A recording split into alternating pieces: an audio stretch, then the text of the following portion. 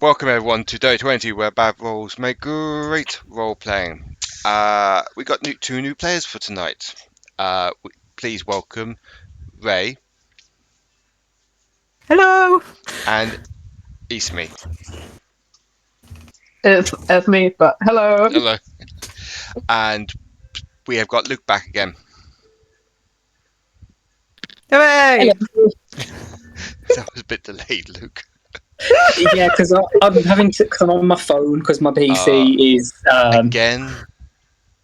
Well, my PC is kind of taken up with Unreal Engine, and of course, yeah, absolutely destroying my entire setup. So Discord is just a no-go. Have you not tried to? That's why you shouldn't do a build just before D&D. Yeah. Or rebuild your PC to actually make sure it's capable. Oh, I need to upgrade my RAM, but I need a job so I can get some money so I can upgrade it. We're going to go around the invisible table now and introduce you all to our lovely players and their characters, starting with Luke. Oh, I knew you were going to do that. Hello, I am Luke, and I am playing Rowan, the 100% definitely human and not at all an ASMR, Celestial Warlock. Steve, sorry, I had a brain fart. I'm Steve. I'm playing Shadorim. He's a blue dragonborn and a paladin that worships the god of Izmir. Ray. Oh, me. Hi. I'm sorry. I'm Rai. I'm playing Aniketos, who is definitely just a normal dude cosplaying a bird. Nancy. Hi, my character is going to be Vesta. She is an Eladrin wizard, and she has definitely been outside before. Definitely. I'm so jealous. Jack. I'm playing Paul, who is a human rogue, XPI, and has in his abilities either a gift or a curse. Esme. I'm playing Jarila, who is a Verdan bard, and after being raised by elves, she's going to try and find herself in the world. And last but certainly not least, Rain. I'm playing Rue, the Spore Druid, who is definitely the most normal one out of everyone here. Stop looking at her like that. And with that, the players are ready. I think the DM is ready. I haven't got any alcohol, but oh well. Let's dive into tonight's episode, the Sagas of Kaldraa.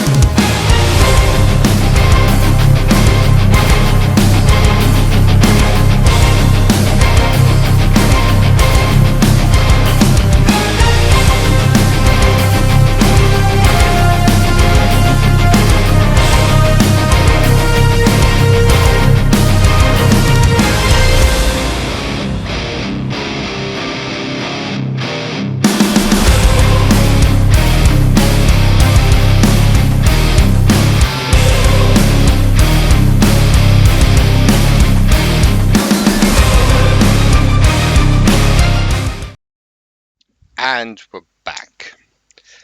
So, last time,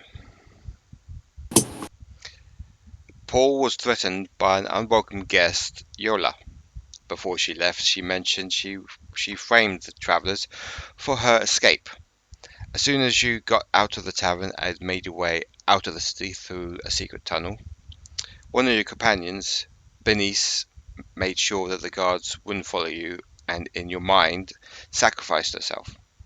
You make your way through the tunnel and out of the other side. You spent most of the day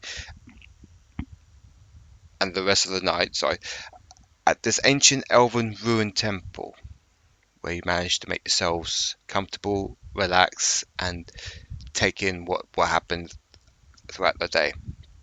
Paul was visited by a strange middle-aged man in a robe. He was giving some weird clues that he knew each and every one of you. He told Paul to meet him within the Shadow Woods, and before the morning was dawn, he left and vanished into thin air. After that, you all headed to the next settlement, Crow's Helm, before embarking onto the woods. From there, you found out that people have gone missing, and when found, they ended up dead. You met a strange individual by the name of Father Summerisle, who, from that Rue expects, is hiding something. After the encounter, you managed to make your way to the Nags Head tavern, and that is where we're going to pick up tonight's session. So, you've all entered, apart from the two new ladies here, all entered the tavern. It is a very dingy, dirty tavern. It looks like it hasn't been cleaned for several months or maybe even years. There's dust, mold, and cobwebs everywhere. But you see a very scruffy, large, scruffy, old human male behind the bar, spit shining this tankard with a dirty cloth. You all come towards him, and he gives you that weird, we don't like strangers in our town type look. Could I just jump in there for Vesta and Rowan, whose characters were there but the players weren't? We found out a few more things. Ren was there last week. It was. Oh no, Rowan. Yeah, so I'll keep my mouth shut. Hopefully for not too long, otherwise this game's going to be really dull.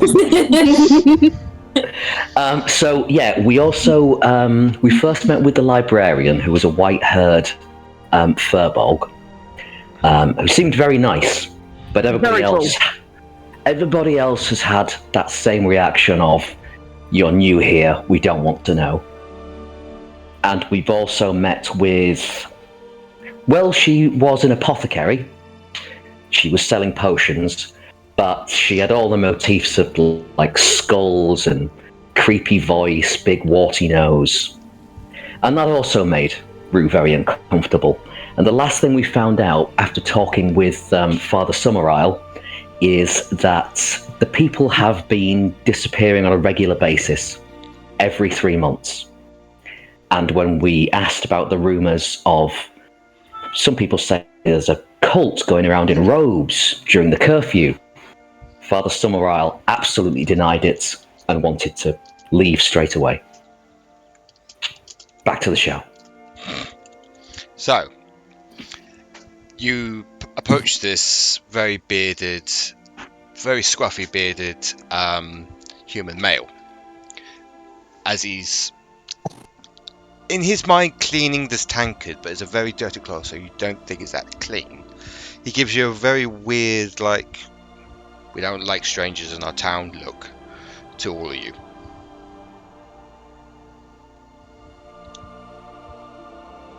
Who wants to make the first move?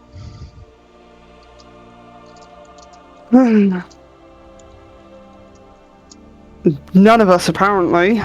Okay, I was just waiting to see if anybody else would, but yeah. Paul will walk up, surprisingly unperturbed by all the filth. And with a not over-the-top smile, but just a kind of knowing, look, I know what's going on kind of smile. Good evening, barkeep. It's actually the day, if you can't tell the time. What can I do for you? Well, firstly, I know you've had trouble with strangers recently. Are we welcome to be here? Or would you like us to leave? Wait, aren't you paying for drinks, I take it? So might as well be kind of welcoming. What do you fancy? Yeah. If we can buy your welcome as well as drinks, I say why not? What do you fancy? Okay.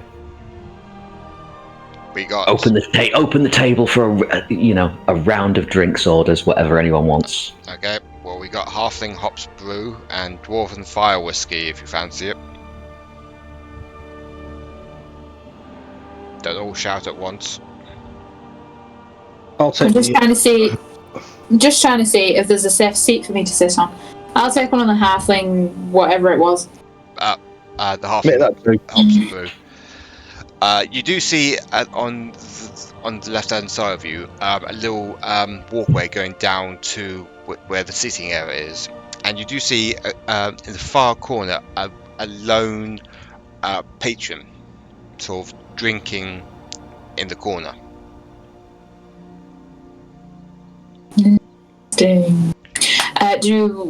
Does any of us recognise this patron, or is it just a random person? You don't, but Esme, could you introduce your character, please?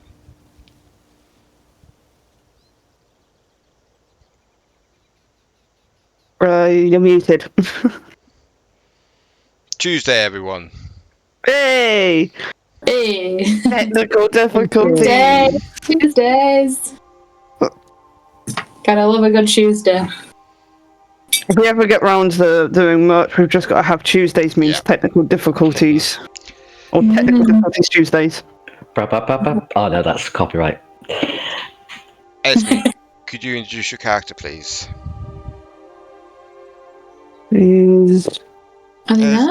Esme. Hello, sorry, cut out for a second there. That's fine. Could you introduce your character, please? Can you... So, I'm in the bar, someone just introduced themselves to me. Well, you're sitting down in the seating area in the tavern. Yeah. In the tavern, yeah. Yeah, sorry. so could you introduce yourselves to us, please? Yes, yes. Hello, my name is Jarila.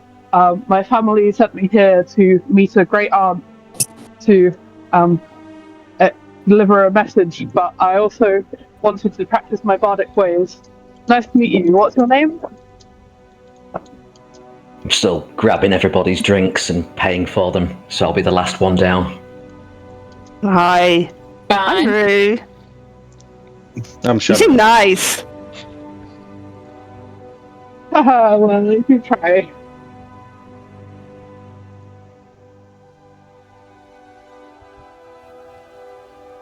And that one grabbing the drinks, it's Paul once he's down. Okay. I'm sure he'll.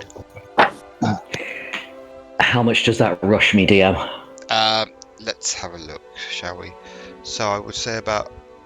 So did everyone have that at the hops brew? I take it.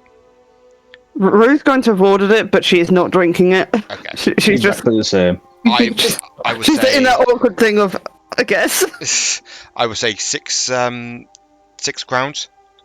Right. Yep, I did order the halfling brew. Mm-hmm. What did Rowan order? Because he's very quiet. He is, because this place is gross, and he didn't order a damn thing. He's just looking at everything like... He's very slyly using prestidigitation to just clean the immediate area. Yes! So just every now and again you see a little bit of a almost gold flash, but it's oh yeah. when you see something in the corner of your eye and you're not sure that it's actually something or not, every now and again you just get everybody in the room just has that.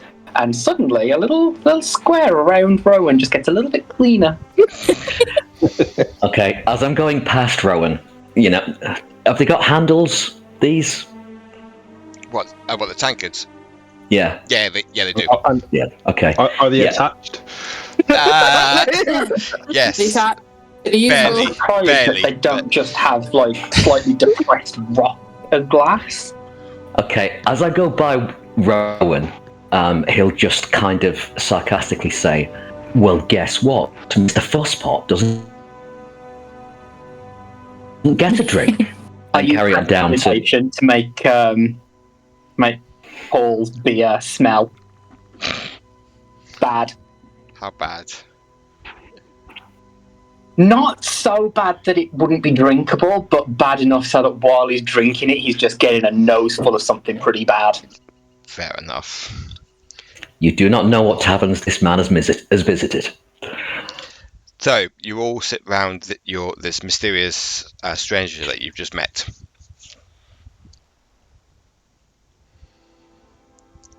Hi. Hello. I mean, of course, if you don't mind us sitting here, we can find another table, though I don't think Rowan would be very happy with that. Oh, Yeah, go ahead if you want me to meet you people.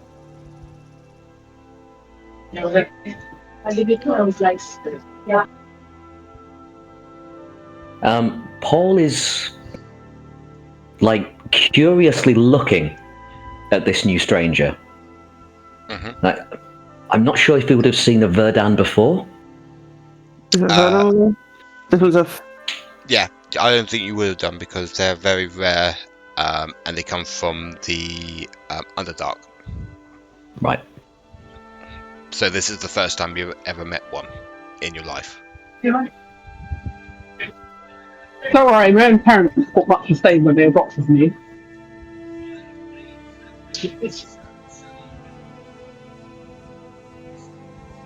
You're very green. Yeah, we do tend to be that way. Still, it's a world of people who can be red, white, purple, anything really. My parents said they liked my ears. That's why they adopted me, because I looked enough like an elf that they could tell people that I had some mysterious element that was turning my skin green. You know, that I was sickly, but I'm not.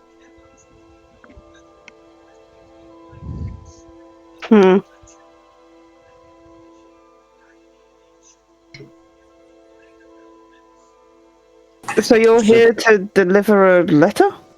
I heard you say? Yeah. My great aunt lives in this region, and she's very reclusive. She doesn't really trust a lot of people. So they wanted to send me directly to deliver it, so that she'd trust it and not just. If it arrived by post, you might just throw it in the file without even reading it. You see. Seems to be a running thread here, and people just don't seem to trust other people. Yeah, often the way. A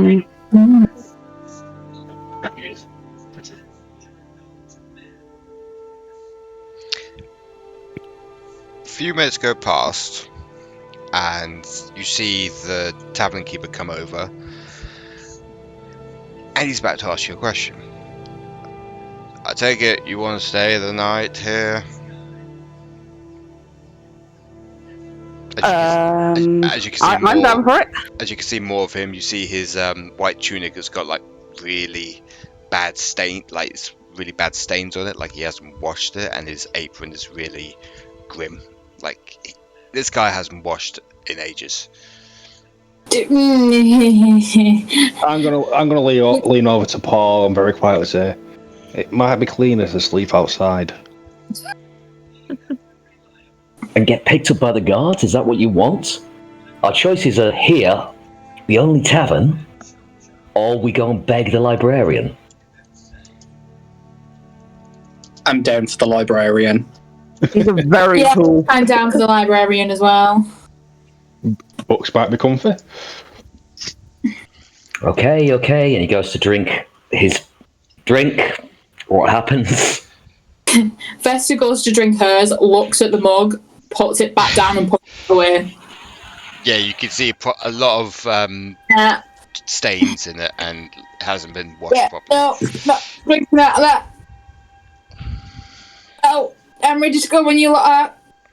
Just finding it very hard to stay in this environment right now. So you don't want to stay the Very well. so you don't want to stay the night then? I mean, it's a great opportunity though for Thank you for mold. getting there, but we've already got accommodations for the night. Okay. Where? Why do you want to know? Because there's no other tavern in this town. Well, then it's not competition of yours, then, is it?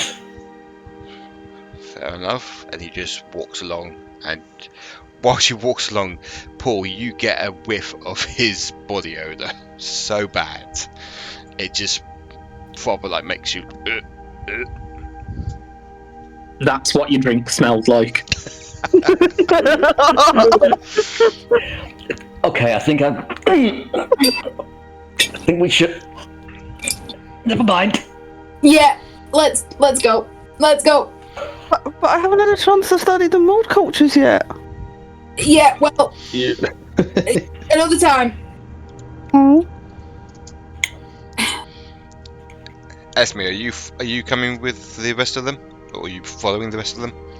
I was going to say, Jarila looked down at the mug and was like, you know what? I think it was cleaner before she flopped into that damn dirty rag. And if that was the state of the rag, I'd hate to see the state of the bedding. You coming? And so she agrees to go with them. Okay, so you all head out and head to the library again, where you see the very white, creamy Furbolg standing behind the desk of the library. Oh, you're back again. Hello. I jump over the counter, wrap my arms around this Furbolg and place. Please don't make us stay there, please. Personal space, please. Personal space, please. And he's trying to get your arms up, but you're proper squeezing him, and he's like, "Oh hell yeah!" Could I help your friend at all? We've just been to that tavern. The Nags Head. It's yeah. Does your friend not know about personal space? Rowan? No, he doesn't know about space. Rowan, would you mind letting him go? Only if he lets us stay. What do you mean stay? You can't live in the library. Well, we're not living here. We all want to stay the night. In just library. One. Okay. For which we'll compensate you for your inconvenience.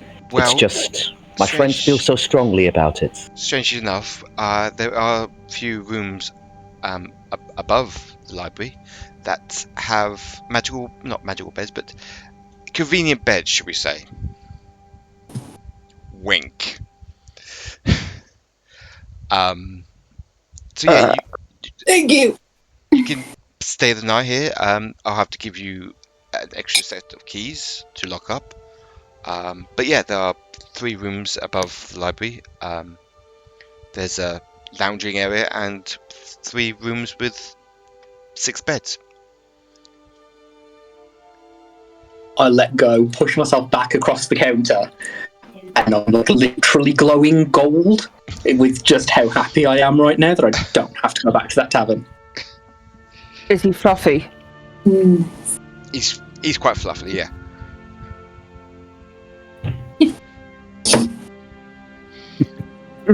Rue is really fighting the urge now to go and touch the fluffy herself because she's trying to make herself feel better about the fact that she didn't get to investigate a little bit more of the tavern, so she's trying not to reach out but is slowly giving in to that thought. Is there any so you want to stay here the whole time until this evening? Might we I can get one of my friends who are librarians to make you some supper if you want. That'd be a nice offer. And you can look around the library as much as you want. Just don't break anything. Of course. Between the rest of you, why don't you decide on the bed arrangements? I'm happy to sleep on the floor. I'm used to roughing it. I'll just talk to Genevieve to sort out your supper. I'll be back in a few minutes. And he wanders off at the back of the library. You lot are just sort of wandering around as well. You all, having a look at all the books and doing your own things. How obvious is it that Rue wants to touch the librarian? Pretty obvious at this point. Yeah, it's pretty obvious. Okay, in that case, I'm going to sidle up next to Rue and just go and thank him for letting us stay. Shake his hand. Almost like small demonic child, like grabby hands. Thank you for letting us stay. We touched the fire. That's fine. And he just sort of like sheepishly walks away at the back, talking to this elven lady, very elegant elven lady. What are the rest of you doing whilst he's talking to her? I'm browsing books. Okay, browsing books. Jack? I'm specifically looking for any references to a cult in Crow Helm, is it? Crow's Helm, yeah. Crow's Helm. Yeah. Make me investigation, please. Taking this expertise has always paid off. 16? Okay. You do find a history book which says the history of Crowshaven, written by J.R. Rocksmash. As you're going through it, you do notice that there was a strange cult that worshipped an evil sort of Maleficent. Yeah, that's the word. Evil creature that has been living in this world since time began, they say. The cult finally got fizzled out by a few local heroes over 3,000 years ago, and the beast was prisoned within the forest, never to escape. And that's all you know about it. Okay. He was interested. Does he come across? We've got some dates. That's cool. Are there any images in the book? Yes, and I'll send it to you over now. Great. Give me a second. Roleplay amongst yourselves, guys. Sorry. But then Yeah, Jarila isn't the best at reading, apart from like music, so she's mainly looking at the pictures. Okay. If there's any pictures. What is the rest of you doing? Are you all looking at books and everything? I take it. Like I say, I'm just looking, but not actually reading it. Okay. I'm just sat at the table, just enjoying the lack of rhyme. I don't need to read books. I have magic naturally. It's fine. So this is the creature that was doodled in the book.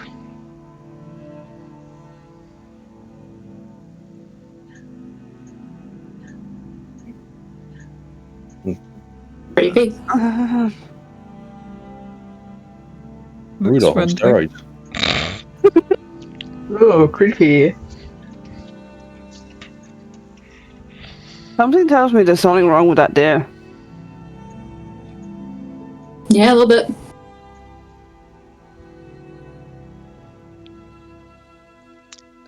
So, Paul, what are you doing with the book? Are you showing it to the rest of the party, or you just keep it to yourself? He's going to go to the two people he knows are like the most magically knowledgeable. Rowan and Rue, and show them first. Okay. And he's going to try and hide it, first of all, by saying, I think I've found a good reference to poisons, folks. I'm interested in them. Poisons. I'm taking a look at that.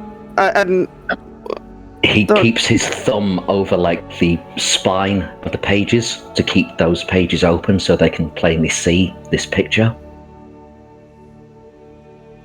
Well, yep, that looks toxic. Can I he just has this look of like incredibly upset. That's something. Do I have any idea what this is? Make me a history check, please. Oh, history. Am I making a check of any kind? Yes, please. Same one? No. No. What history? What is history? No.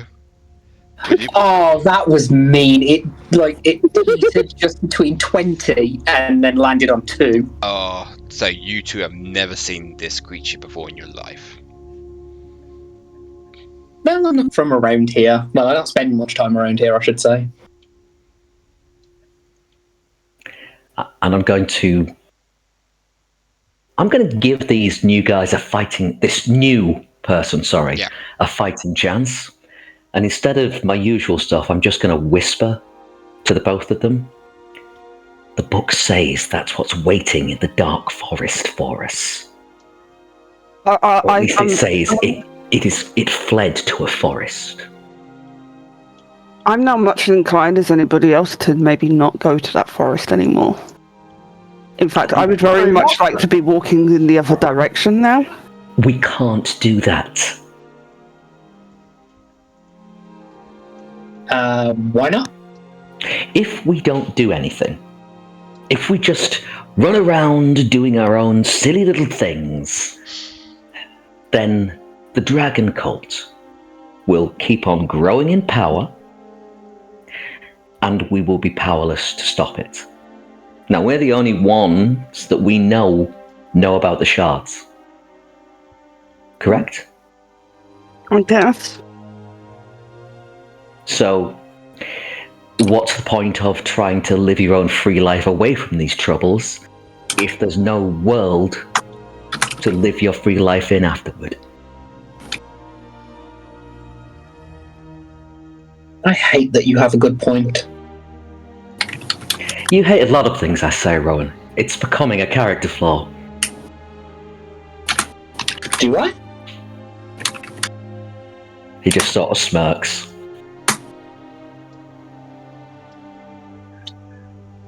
Anyway. Jarila pipes up. She's like, well, the elves have taught me, I have a way where I can temporarily be able to, like, read a book that I don't normally understand. So if you find one that you're not able to read, I can potentially do that. How tall is Jarila? She's like normal height because like I'm level. So with third and they start as like short, like small characters, but then at level I think 3 or 4 they become medium characters, or maybe level 5. So by level 6 she'll be like normal height basically. Strangely, for a man who he's wearing leather gloves, the trench coat, the wide black hat, looks like he'd be suspicious of anybody. Just steps back and lets you look. So can I cast comprehend languages On the book? Or... on the book? Yes, you can. Or myself, so that I can, yeah. Yep, sure. So, like, Look. I said to Paul, this is about this creature and the cult that worshipped it over thousands of years ago, until the cult was fizzled out by avenging heroes, and they cast a curse on the creature, making it only for it to be prisoned within this forest unless there's a red moon. Mhm. And then it comes out and hunts on that red moon. Like kind of werewolf almost. but Kind of, yeah. Not a wolf. Yeah, kind of, yeah. And only on certain moons, and not like red moons, but not mhm. regular moons. Yeah. Okay, interesting.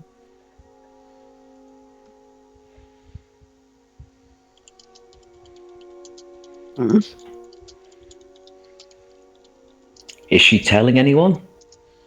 Are you telling it? Oh yeah. Oh, yeah. She'll communicate like she'll be like, okay, well I can comprehend this language, and I've read that it's and she proceeds to tell them that so yeah, it can only come out on like a red moon, and it's sorry, my memory is That's fine. pretty bad. I'm trying to pay attention as well. It comes out Sort of. on every red moon, or when the red moon rises. Yeah. And I suppose, my magical friends, a red moon would be roughly once every 3 months. Does that sound right to Rue? Yes. Yeah. Oh, no. Would it matter if it was like cloudy or It doesn't matter. like if it's overcast? Okay. It So doesn't anytime matter. there's a red moon, you can pick on it. Mhm. Would So Rue it's not like happen? direct contact with moonlight. With Rue, Sorry. Would Rue happen to know when the next red moon is? make me an intelligence check, please. Intelligence. Mm-hmm.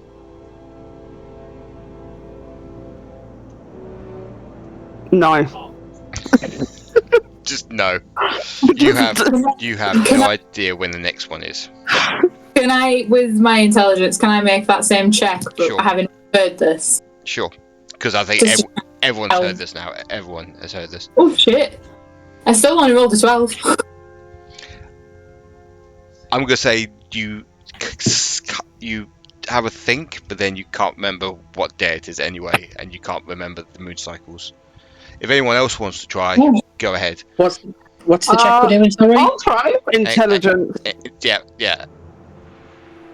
Not 13. We're getting there. We're getting higher, guys. Apparently, Rue can't roll above a 10 today, so this is going to be fun.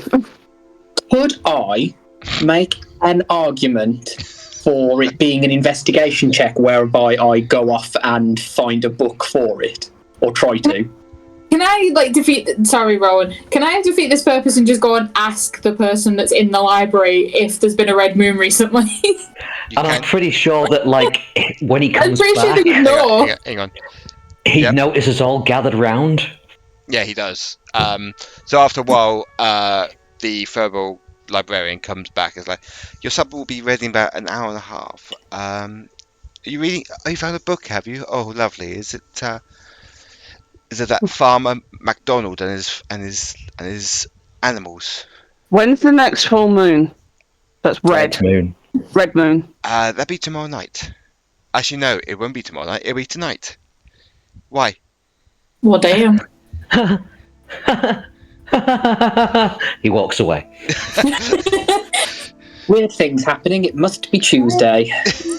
Rue would like to find the darkest, smallest corner that she can possibly find, and she's going to try and squidge herself into that. Okay.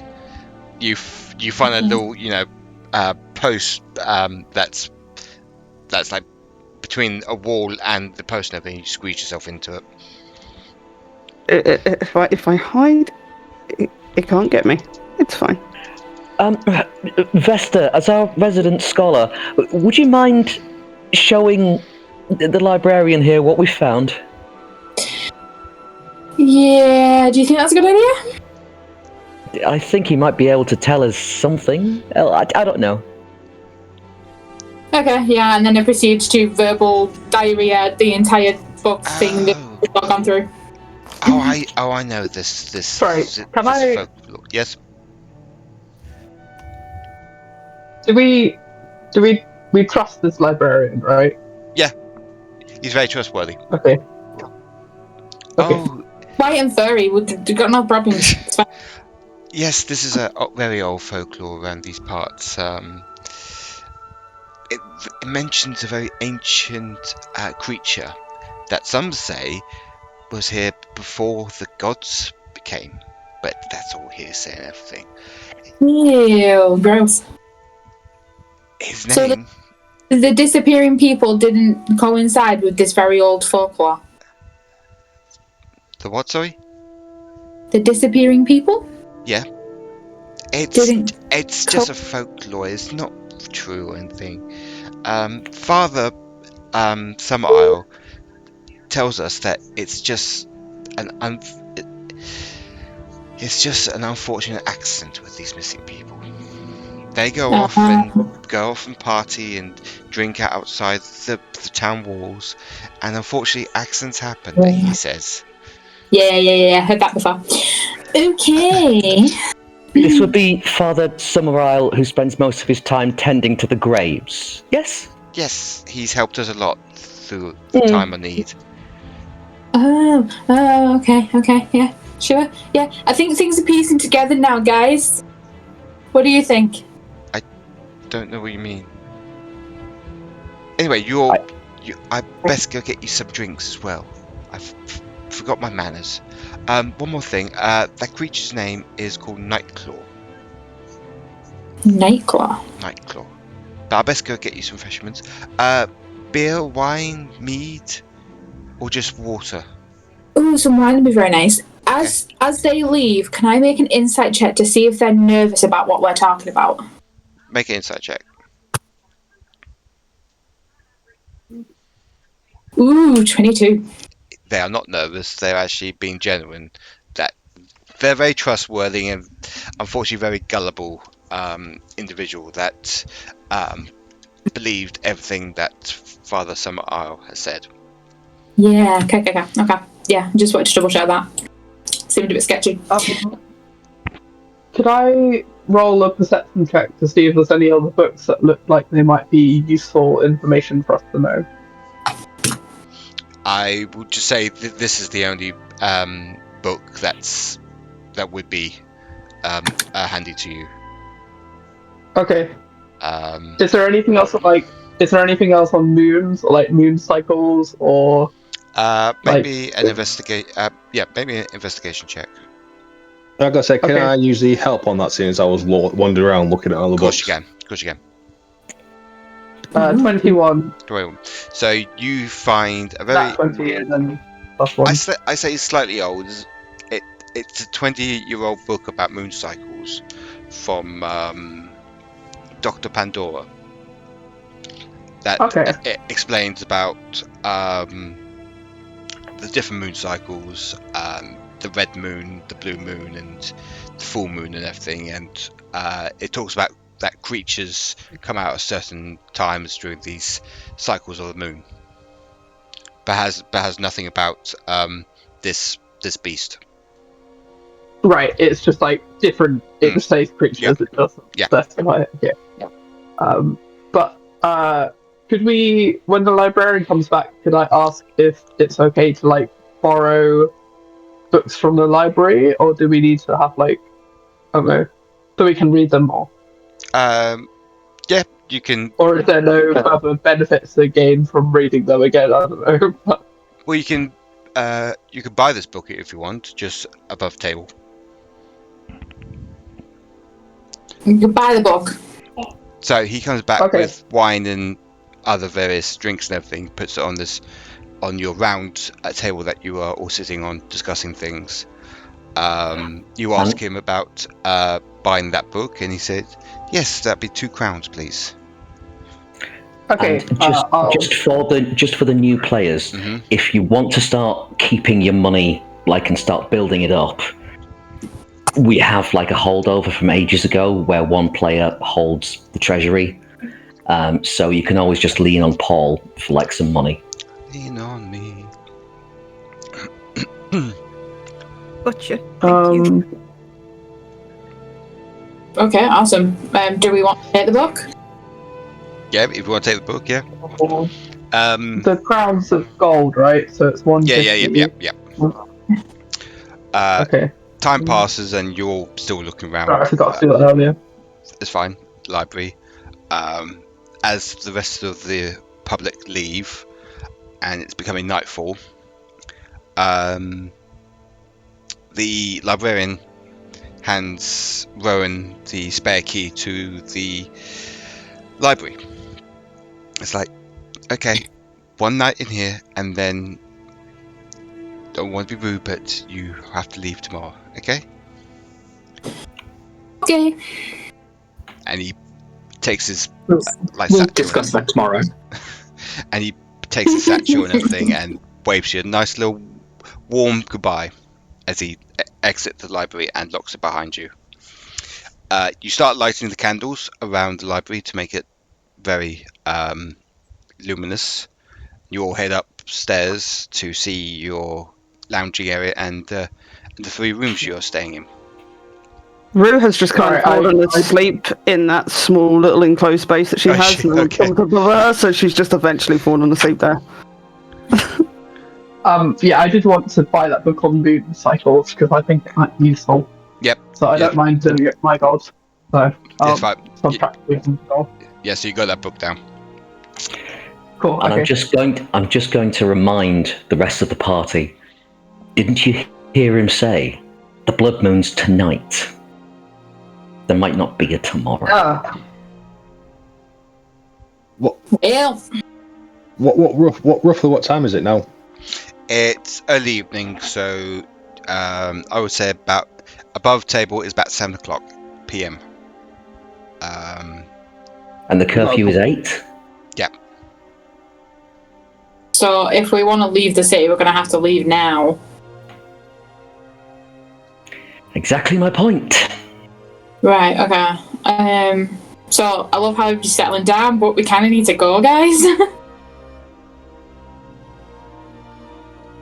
No time to sleep.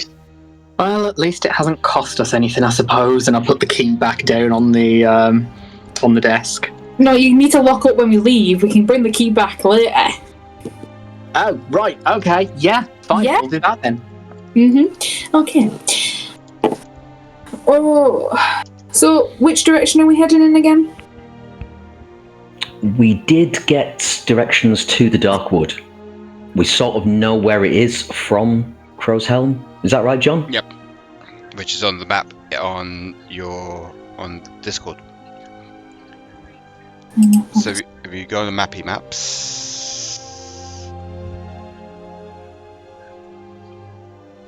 So there's Crow's Helm and the Shadow Woods are quite close by. They're kind of west by northwest. Is that right? Yep. East by northeast. Sorry, I know we all got those confused. Yeah. All right. How long is that going to take us to get there? Is that closer than what it looks like? Yeah. It's good. It'll take you a good 5 or 6 hours to get to the Shadow Woods, but crap. But are you going straight to the Shadow Woods, or are you going to try to stop the ceremony? If there's a ceremony. I think I missed something here. There's a ceremony. I think we can assume we'd be heading eastwards, where we met Father Summerisle before. So if there was commotion, then there's a possibility. So you're going to the Ring of Stone, yeah? Yeah, sure. Let's head in that direction. Yeah. So you're all exiting the library, and as you're making your way out of the town, Paul, you know something very unusual. That you see a very hooded Father Summer Isle with two other hooded figures holding torches, who've got this not blindfolded, but like they got like a hood over this individual, and they're like dragging them out of the city. There's no guards at the gates, so they just easily walk out of the city or the town. We can see him dragging somebody with something over the head out of the city. Should we intercept them now or wait to see where they're going? Shit. That looks to me very much like a sacrifice to keep that beast happy. Traces. And we don't 100% know it's a sacrifice. I mean, granted, it's most likely, but we don't 100% know. So I say we get a little closer and try and find out what's going on before we go in guns blazing to what could very well be a picnic. I mean, I can try and sneak up to them. I can make myself look like them. Okay. If I do that first, how far away are they? I would say about 3 or 4 meters away. So you're behind this corner of this building, and you're seeing this happen across the street. Okay. Right. So. Would you like any backup? Because I can make myself invisible and come with you. Okay. So long as you can't be heard, I don't object. I will stay at least 10 feet behind you then. Okay. I'm not very good at stealth. So I'm gonna. Do you want me? Go ahead. I was going to go ahead and say if we're stealthing, but I was waiting to not interrupt, so I apologise. I can just do pass without a trace on all of us, so we get +10 to stealth if everyone wants that. I can only make myself invisible, though, so I don't know about the everybody thing. I can do only those that stay within 30 feet of me. Yeah. I can do either disguise self or invisibility, so I have 2 options to I can either make myself look like someone else who would be fine to be there, or I can make myself invisible. But again, just me. They're going to see through my ruse very quickly, so what I need you all to do is to be able to jump out and surprise them at a moment's notice, or I'm going to be alone. Okay, I'm going to go invisible so I can stop behind you. With that, he transforms himself into the look of one of Father Summerisle's acolytes with Mask of Many Faces. Okay, yeah. Can I do... Sorry. You go ahead. Can I do similar with disguise self? Sure.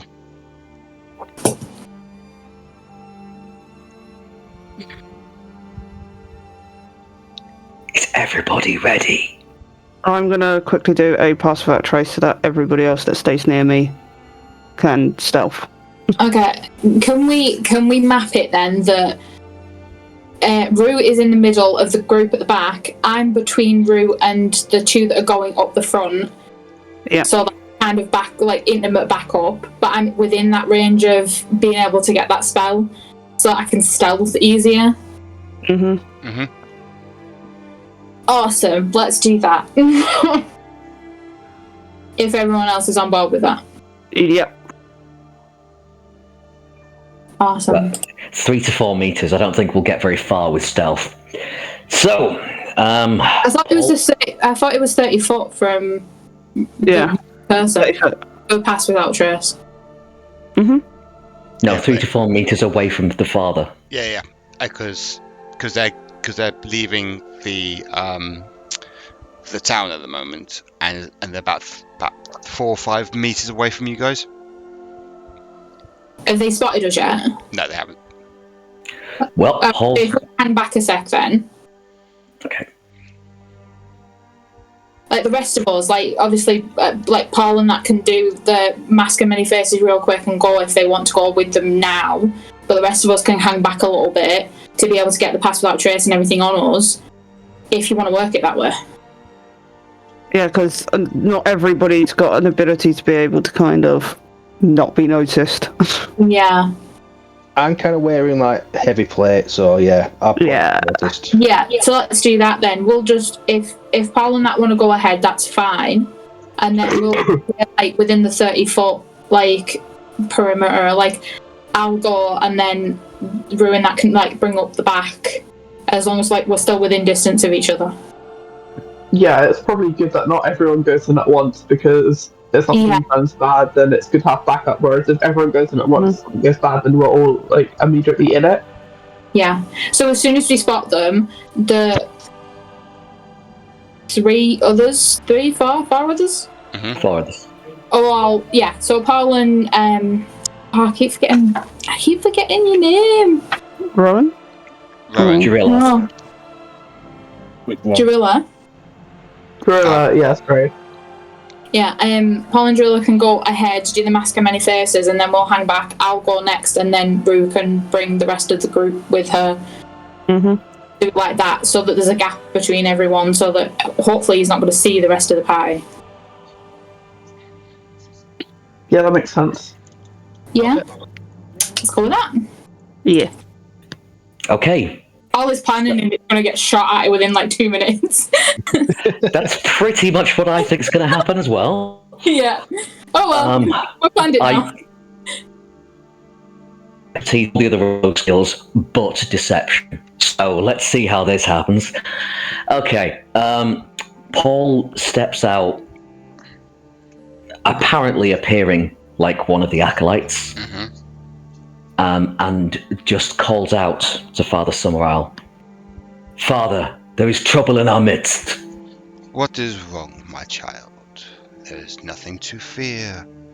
Once we have fed Nightclaw, everything will be fine. I understand the ritual, my father. Just that the strangers that spoke to you yesterday... Do not worry about them. I'll be dealing with them myself tomorrow. They have broken curfew. They might discover this ritual. If they discover, then that's fine by us. There's nothing to fear. They'll be dealt with shortly. Come, we must go and sacrifice this abomination to Nightclaw. As you say, Father. I'll make sure to say that loud enough so that people could potentially hear me. Okay.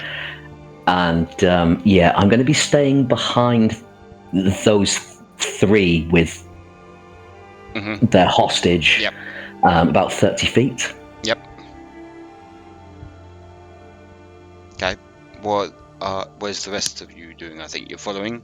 Are you following? Yeah, I'm gonna stay between the two. So I'm gonna split 15 between me and Paul and me and the rest of the group. Okay. I'll the rear so I don't get heard. Jarila's masked herself to look like another like member of the group. So she's basically, I assume she would have seen some of them earlier or something. So yeah, you well, you've seen you recognise Summerisle as he was performing rituals within the grave site and everything, but you haven't. But the other 2 acolytes have their hoods over, and I'm going to say this very clear that it's like a black hood, but it's very pointy. So like Death Eaters from Harry Potter, not like the other thing that we all think of. Okay, but they're but they look very sinister.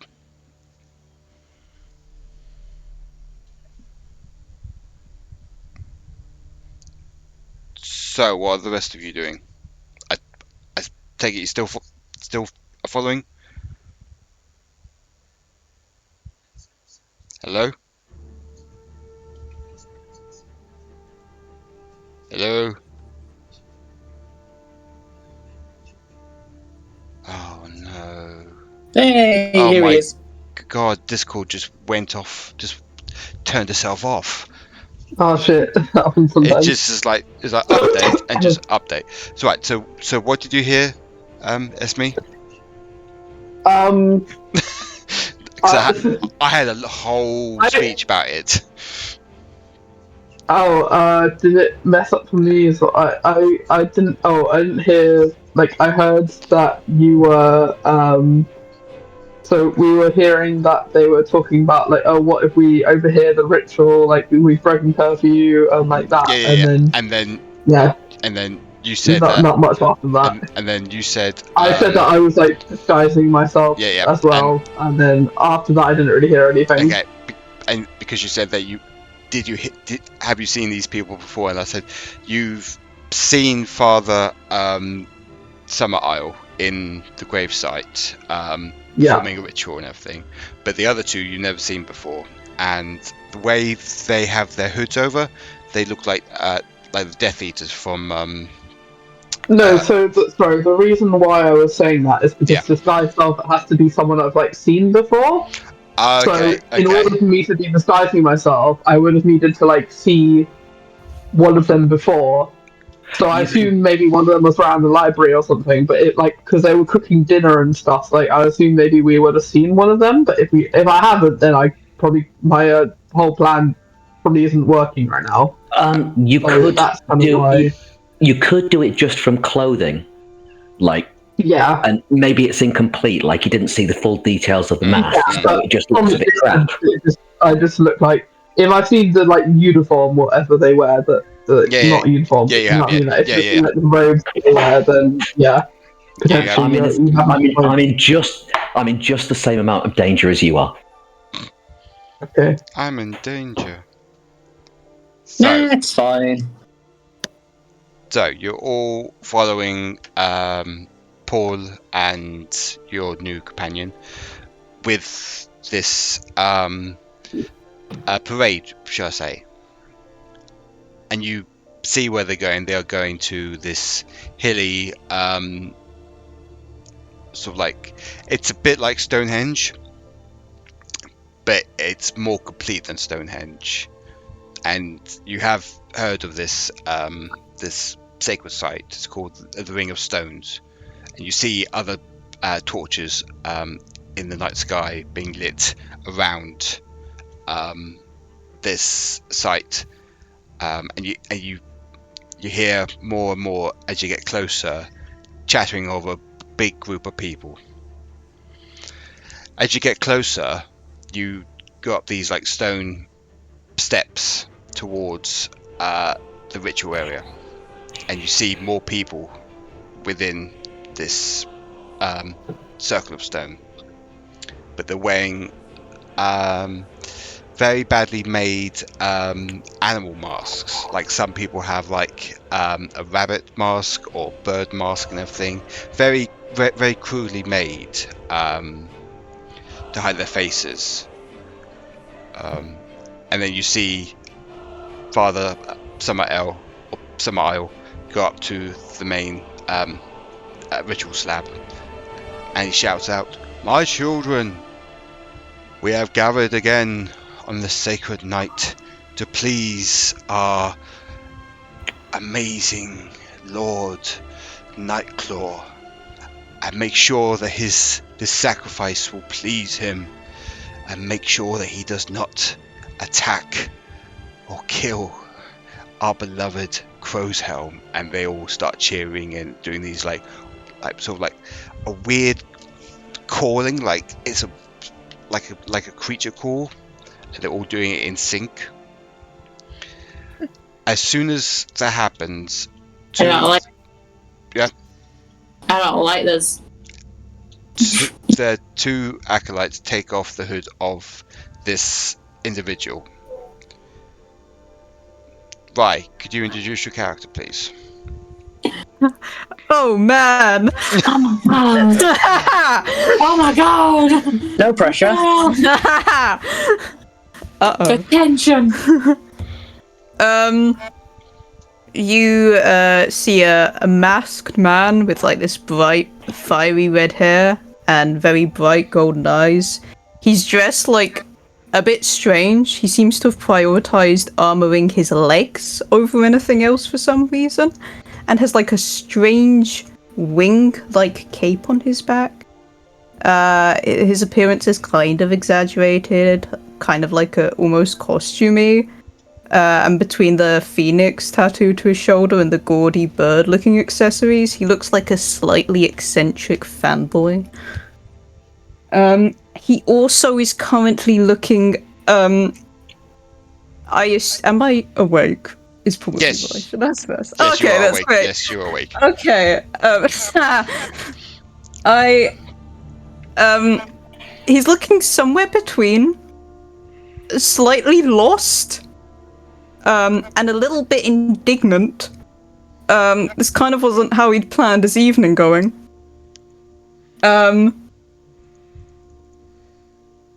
I guess upon having the hood taken off, he's going to look around the area, taking in the situation he somehow got himself into. Man, not sure how to navigate this one. Okay, immediately, very quickly, hide my hand underneath my robe, point my finger at Father Summer Isle, trying to hide his voice, which he's not very good at. He's trying to put on a fake voice. Okay. You will not be allowed to get away with it this time. I knew you would come. All of you. As you see the two acolytes strapping down this strange-looking individual onto the stone slab, Father Summerisle walks around it and starts to talk to you, and the rest of the his parade, or his congregation, shall I say, start to stare at you and be a bit hostile towards you. Shit, they can tell it was me. Okay, It's a monologue. Pun? Is this dude about to monologue? Yes. okay, I love a monologue. before he does that, could I cunning action disengage it back to the party? I didn't catch that, sorry, Jack. Could I cunning action disengage and run back to the party? Yes, you can.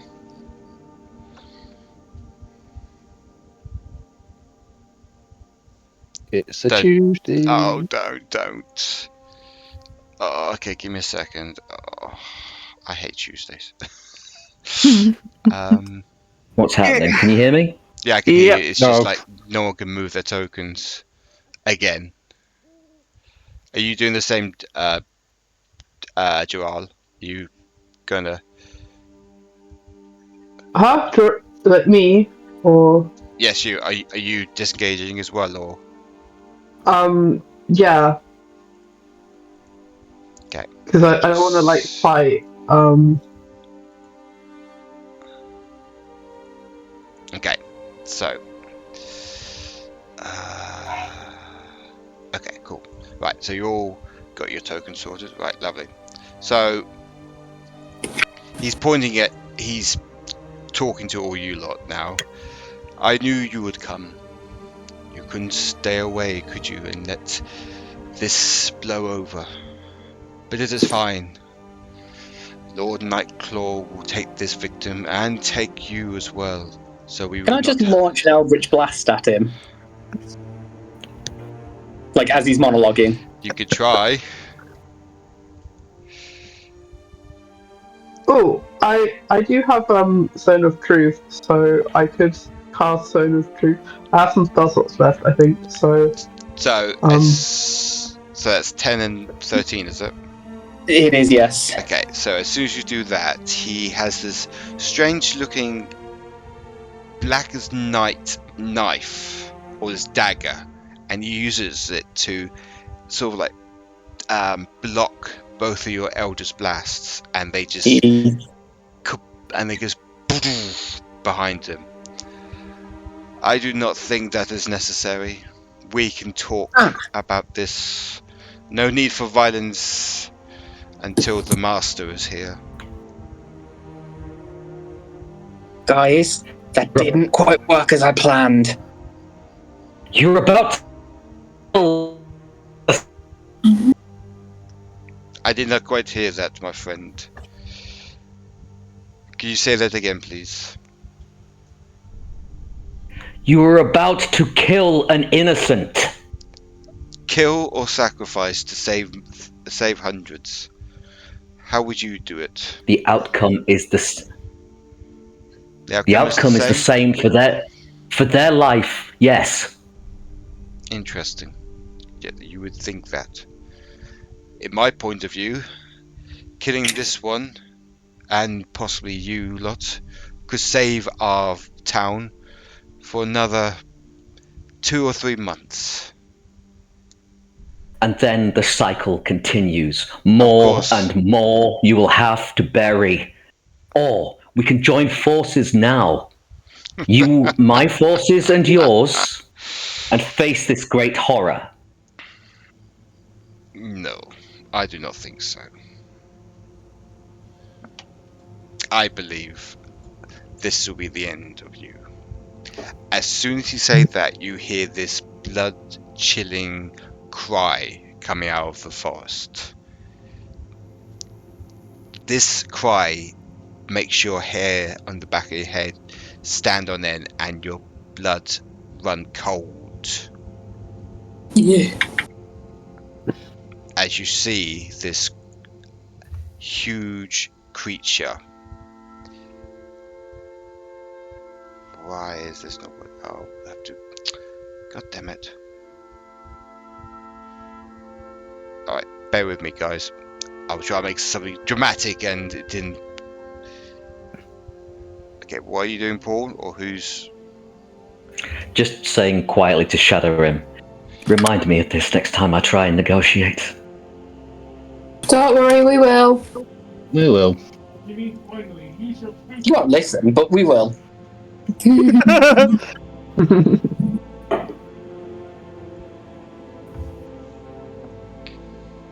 So, hang on, I'm trying to figure out why there's... Here we go. And this humongous creature comes out of the forest. Oh boy. With this rotting... you see the rotting flesh of him. You see his ribcage. You see everything that's rotting about him coming out of this forest. Oh, lovely. I don't want to... Can I cast a spell now? Am I allowed? Rotting flesh, you say? Lovely. And this is where we're going to take a 5-10 minute break. Yeah. So when we get back, there will be a big battle. Amazing. I'm so not ready for this. Hang on. Steve, what are you saying? I said if what I have planned works, maybe not. Oh, really? Well, might make it a little easier for us. Okay. So it works. We'll see you all guys the next 10 to 15 minutes. I did say 5 to 10, but you know, things happen. But we'll see you guys in a minute. Okay.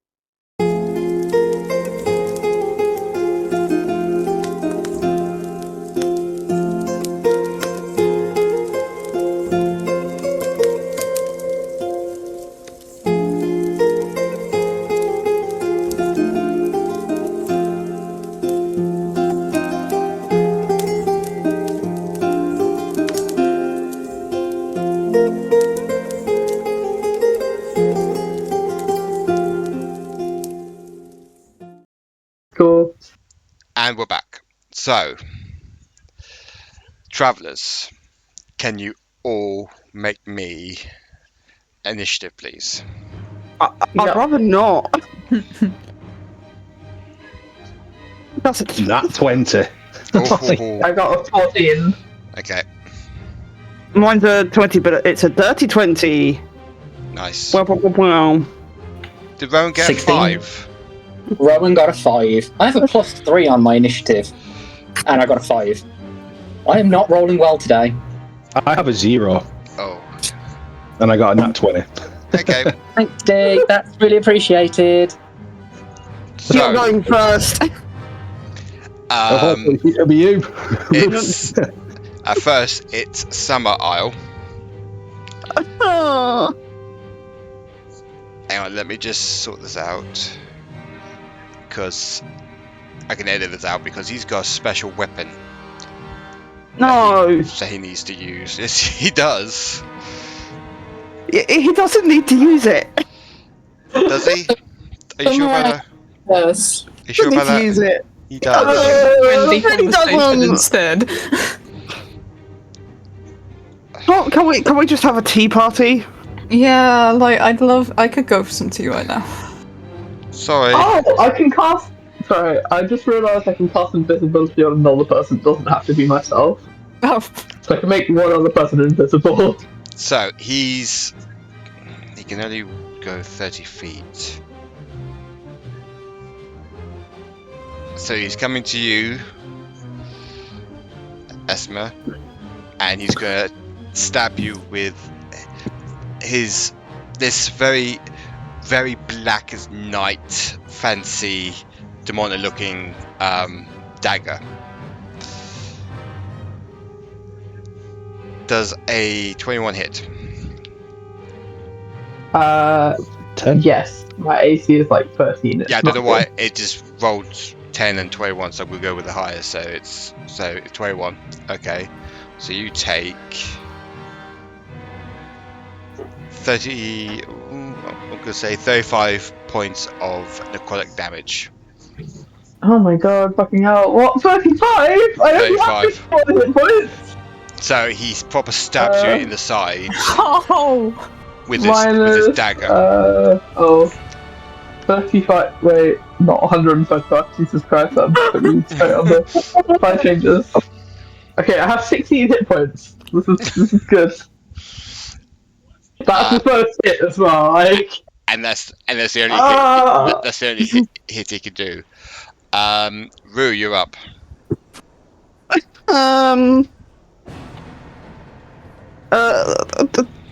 Cry. Is that your action? Just cries? My action is crying. I'd argue you should be able to do that as a bonus action. Oh yeah, at least a bonus action. I'm not used to being at first.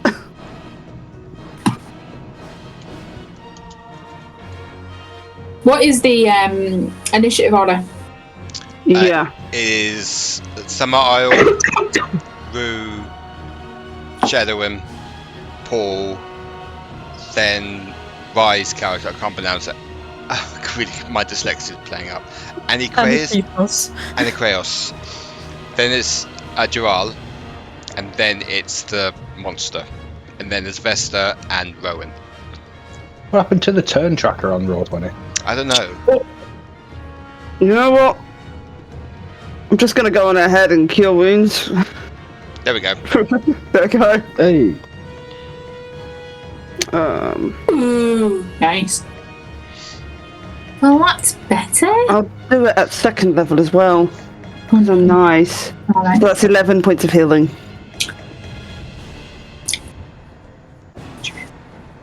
Oh, to me, or... Yeah. Oh, thank you. Right, let me change that.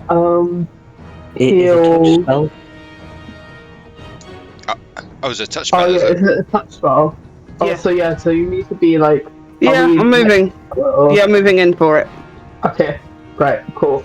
Let me... I kind of want to be... that then, as much as I hate it, I'm going to be going kind of close for him, ready for the next thing that I'm planning. Apply changes. Sweet. So I've now got like 27 HP, which is a lot healthier than 16. Yeah. 16 was like, I'm in trouble.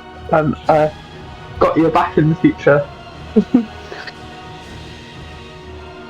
And yeah, I'm scared, but I'm here. I wish I wasn't.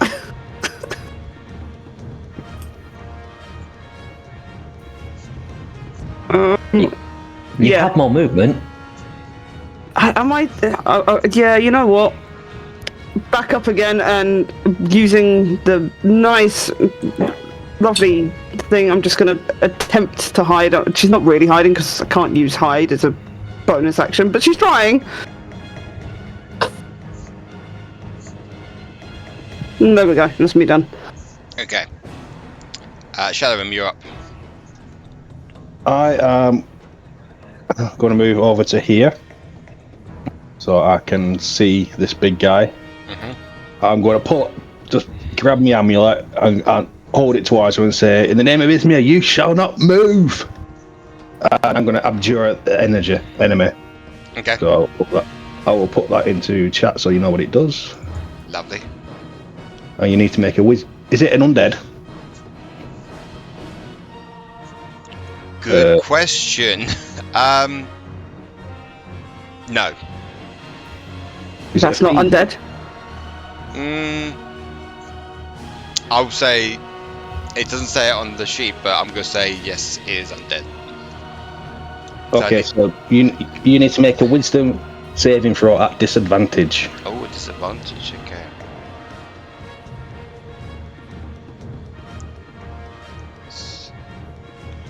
$12. That's a fail, so the creature is now frightened. It has a speed of 0, and it can't benefit from bonuses to speed for 1 minute or until it takes damage. Oh. Sorry about this, Steve, but it is immune to blind, charmed, deafened, exhaustion, frightened, and petrified. Okay, That's well... a lot! That's a lot of Okay, it's not I don't frightened, like it has a speed of 0. Okay, that's fine. Yep, that's fine. So it can't do anything. Well, so it just can't move, basically. At all. At all for 1 minute, or until it takes damage. Okay, that's fine. So basically 10 turns. 10 turns. Okay, so my big bad monster. Okay. Isn't moving until one of us hits it. Yeah, pretty much. Yeah. Okay. And have I got any bonus actions? Yeah, I am going to cast Divine Favour on myself. Okay. Yep, so, yep. I am done. Okay. Paul, you're up. Okay. 1, 2, 3. Rushing for the altar. 5, 6. As he's running, transforms back into his natural form. So, remind me of your character name. Sorry. Aniketos. Call him Anu. I hate sand. Aniketos. Aniketos, I think. Oh no. Right. Aniketos. Yeah. Aniketos. Aniketos. You see this guy in black gloves, a black trench coat, and a wide-brimmed hat run over to you, bring out a knife. Oh god. He grabs one of the straps and tries to cut it off you. So I'm going to go for the arms to give you some freedom and look into the mask while I do that and say, I'll do all I can to get you out of here. What do I need to do to try and cut the strap? Make an attack for it. Okay. Are you able to use Dex on that? Yes. Okay, good, because it would be shite otherwise.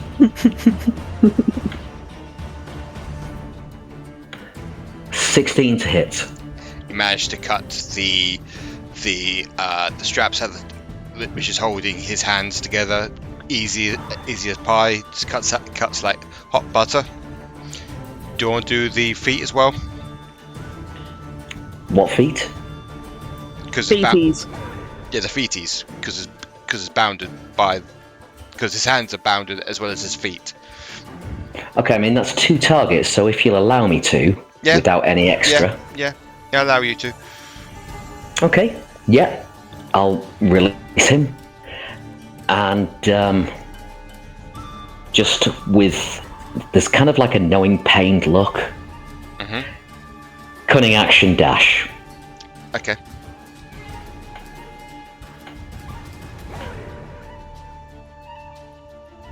End of turn. End of turn. Right. Annie, it's your turn. Okay. Do I have my weapon right now, or did they take that off? The first question. I'm gonna say they dropped it here Oh, that's so convenient. because they all got scared by this attack and everything else, so they all scattered and ran away. Okay, so if I okay, that's gonna suck. Okay. If I go grab that shit, then I gotta pick up my weapon over here. Yeah.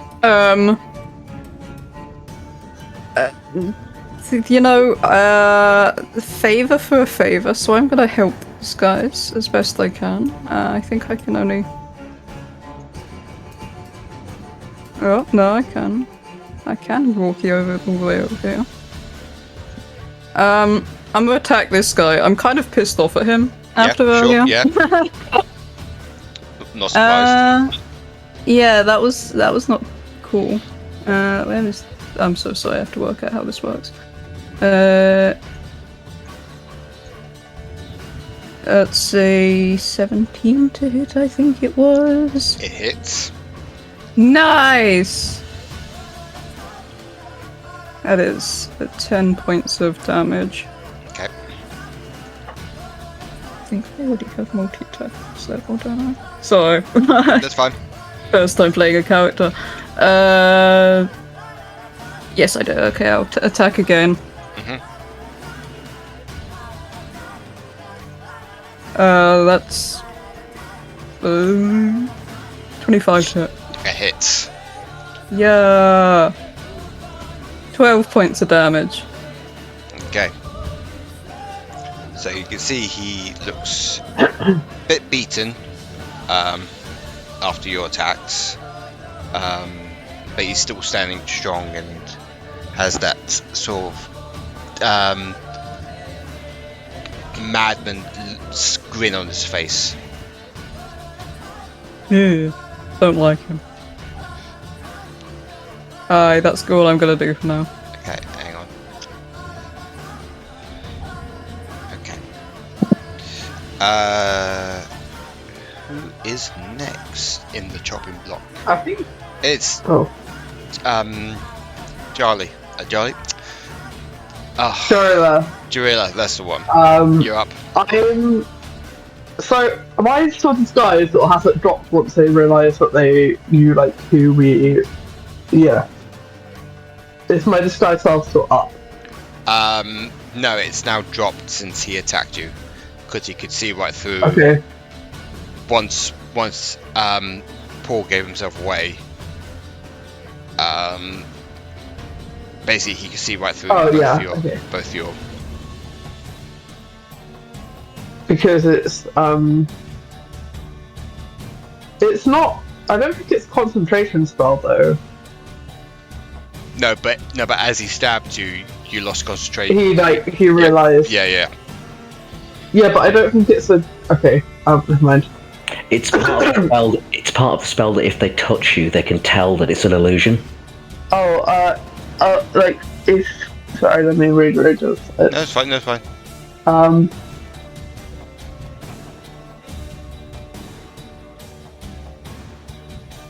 So a creature. To discern that you are disguised, a creature can use its action to inspect your appearance and must succeed on an intelligence investigation check against your spell save DC. Does that happen? Or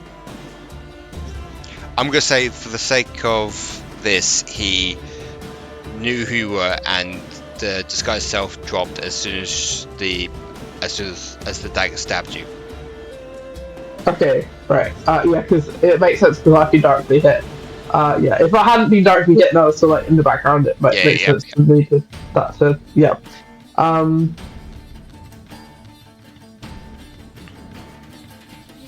I? This might be stupid, but like. I think stupid D&D. I've got Tiny Hut, or like Neomund's Tiny Hut, as one of my third level spells. Okay. So I was trying to like. My first idea was like, oh, I can try and if I still got my disguise self up, I can be like, use deception to be like, oh, don't you remember that you inducted us into like your library staff, or like, don't you remember that you like and act like we were people who he and like basically gaslight him. Okay. But my second plan is like get people who get squishy people to safety.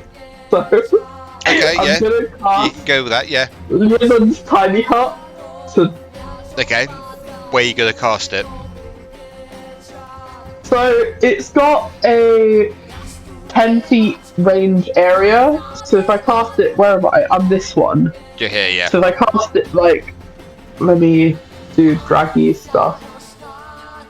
The ruler. Oh my god, no. Sorry, I clicked on Discord by accident. The ruler is the way to go, right? So that's 10 feet. So that's 5 feet. Oh, so that's 10 feet. So I can cast it like this square, basically. So like 9 by 9 grid of that's boxes. fine. So if I cast it, that's fine, but you're like, this around me, basically. Yep. Yeah. That's fine, but you're this character, so it's me, not. I'm this one. Yeah, I know I'm this one. Okay. Oh, but, okay. Like, you go. I'm saying I'm like here. Yeah. So like I'm the center point. Right. So Okay. that's 10 feet. Yeah. So and that's also 10 feet. Right. Yeah. So okay. that's why I'm dragging it from here, because out from here, if I drag it from me, that's 5 foot. Yeah. But I could also drag it down here, but that's not necessarily better, because if I drag it from here, then that's like I can get 3 people, well, me and 2 other people inside it, and then also other people are potentially able to come. I don't know. It's what I can do, so I'm doing that. That's fine. I'll draw you a nice little box for it. I can probably work out how to do that eventually, but that's fine. No. Yeah. So this so like this is 10 feet, right? From where? Can you see what I'm dragging, or? Yeah. So around me, basically. Around you, well, like here. Or like 10 feet is only 10 by. Oh yeah. So, because like 5 foot is like from one place to another place is like 5 foot. So it would be like. Would it not be 3 squares by 3 squares, or instead of 2 squares by 2 squares? Because diagonally that's or one way or the other. Yeah. Yeah. Let me double check it. A 10-foot radius. Oh, it's a radius. Okay, yeah, that makes sense. Okay, so yeah. Yes. Yes. Is that okay? Yeah. Whatever. You know more about this shit than I do. So you basically that seems like pretty centralized. So you cast this tiny hut around you, and its duration is for 8 hours. So if anyone can like get into the area, then they should be safe from because as well like it says like the like spells and stuff can't extend through the dome. No. Like things can't be cast through it, so it's like a safety area. Yeah. That's fine. Okay. Yeah, we'll go with that. I've never used it like this. I've only been in the party where someone else has used it before, so I don't know all of the specificities of like how it works and the area size and stuff. So apologies for being like unaware. But, so you wave your hands around and you cast this tiny hut around you, causing the fanatic summer isle to be a bit. Can I add like flavour to it? I pluck a few strings from my lyre, Yeah, like I essentially play a couple of chords of my lyre, and it it summons the. Yeah. Because as a bard, I kind of want my magic to be tied to my music. Yeah, that's fine. Yeah. He can't get in it, can he? I don't think so. I think it's only like you invite players in, like friendly, friendly creatures. Yeah. Okay. So, anything else you want to do during your turn? Oh, also, it's medium size or smaller. So if anyone's larger than the medium size, then they can fit inside it. But it can fit up to 9 creatures of medium size. Can I? Okay, so I'm still out. Can I move so I'm outside the hut? So I think this is the bad guy, right? With the yes, this guy. Why I can't tell what's that guy is the bad guy. So yeah. So if I move like to.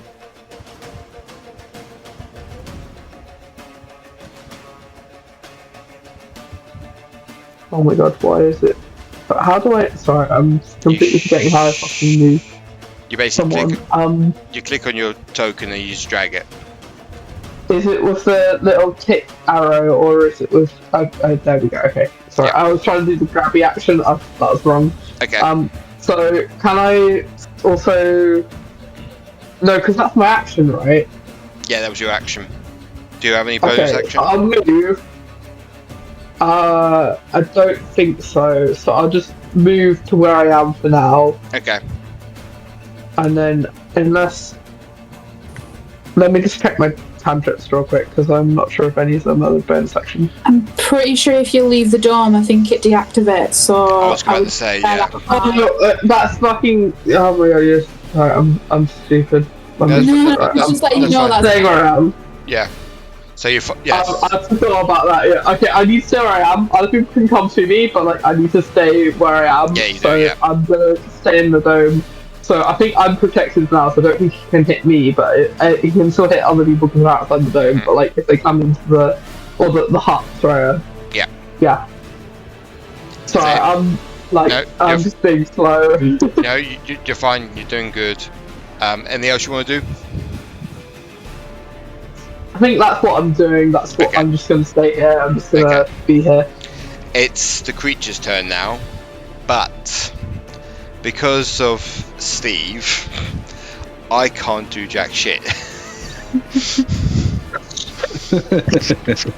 Because he has no range things. So it'll be Vesta. You're up.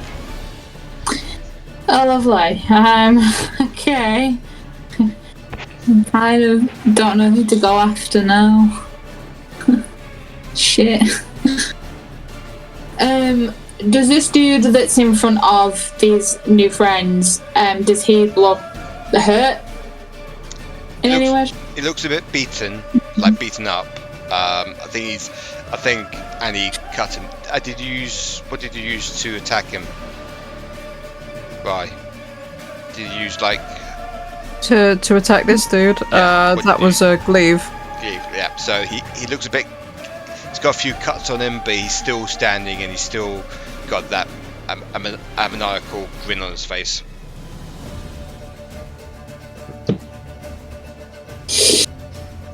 I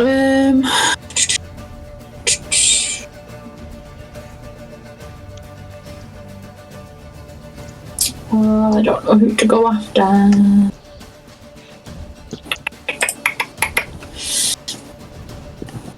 Kind of want to get rid of the other dude first before attacking the big thing.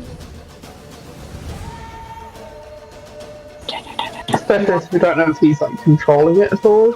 Yeah, I was thinking that they might be linked, so I'm thinking. Yeah. No, I can't do it that side. I'd have to do it here. Okay, I'm going to. Right. Let me just. I didn't know as well, like if I attacked him from inside the hut, if it would then break the hut. So I didn't want to risk doing that from inside the hut, but I also have to stay inside the hut. Yeah, no, I don't think you can from inside. Yeah. You leave the bubble, and then you leave the bubble at the end. Everyone else can attack.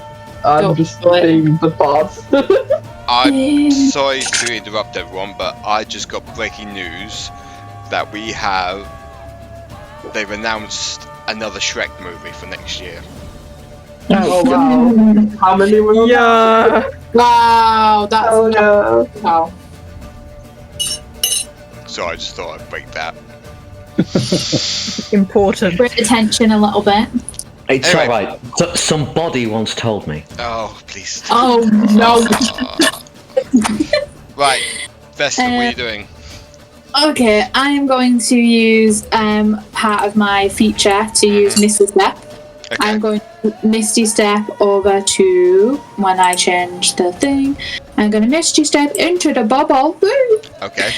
And then I'm going to use my action for let's You can't attack in the tiny hut.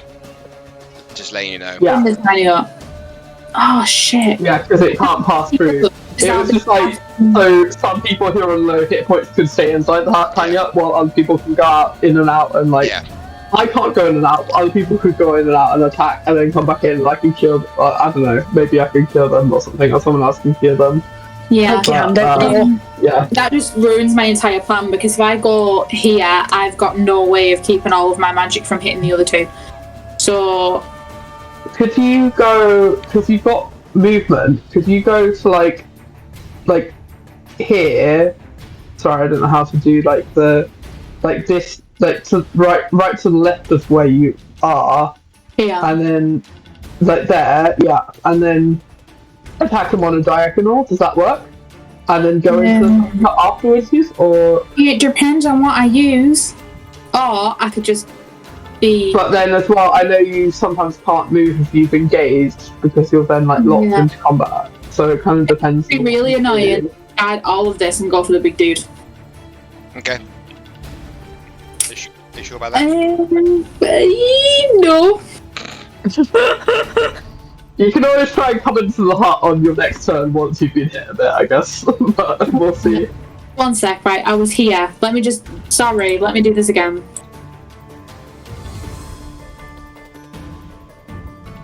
I'm gonna go instead. I'm gonna go here, and I'm gonna cast. Let's do.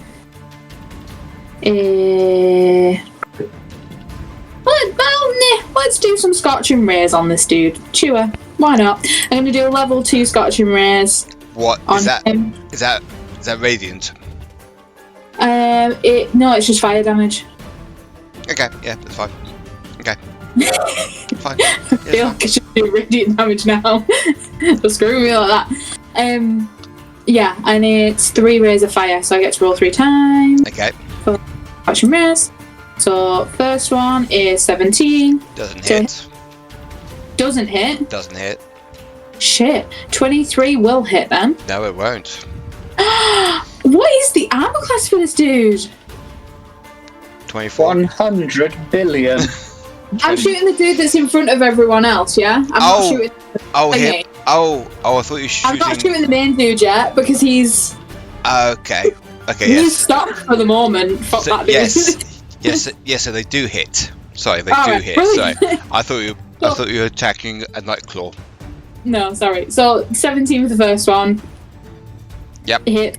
Yeah, 24, and then 24. 20 for the second one, and Yep. then it's only a 9 for the last one, so that one. Unfortunately, that does not hit. Yeah, okay, alright.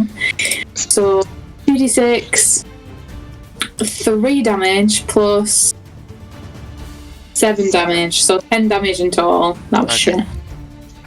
And I've used my bonus action to do Misty Step, so that's me. Yes, you. Okay. I'm no longer invisible. I was invisible before and now I'm not. Rowan, you're up. Which is awesome. Yeah. Okie dokie. Sorry, let me minimize all of my windows.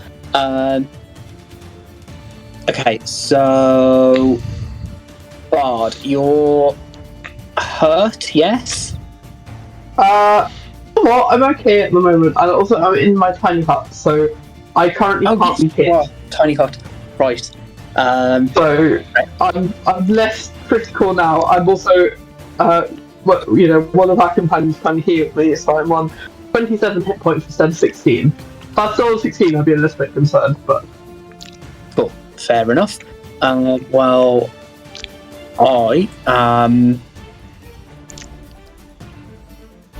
as my bonus action, I am going to use my Celestial Revelation, and I'm going to transform into a Radiant Soul, which gives me a flying speed equal to my walking speed, and once per turn I can add an extra 3 radiant damage to a target when I hit it with an attack or spell. Okay. So I kind of reach up and I implore my father and Daddy. yeah, Daddy, Dad, Every help. And I grow big wings of light out of my shoulders. Okay. And then, so I was going to heal as my action, but now I don't need to do that. So instead, I'm going to fly over to here, and then I'm going to cast Suggestion at 3rd level, mostly because I don't get a choice on that, on this dude. So he needs to make me a Wisdom saving throw, please. Which dude? The scruffy haired dude. Yes. Okay. 18. Damn, he actually passes. Okay. Never mind then. That's... Anything else you want to do? No, that's me done. Okay. Nothing else I can do. It's his turn now. And he sees you. And he's going to stab you with this dagger. Okay? Bring it on, bitch. Does a 21 hit? A little bit, yeah. Okay. Can I use my reaction to intercept? Oh, you can do. That's just going to reduce damage, I'm afraid. Okay, that's fine. So, you take... As this is an interesting weapon... Uh-oh. This could double for you, Rowan. So it's 37 doubled. Yeah, I'm... 74. I don't know how much I can help you that one. So you take 74 necrotic damage.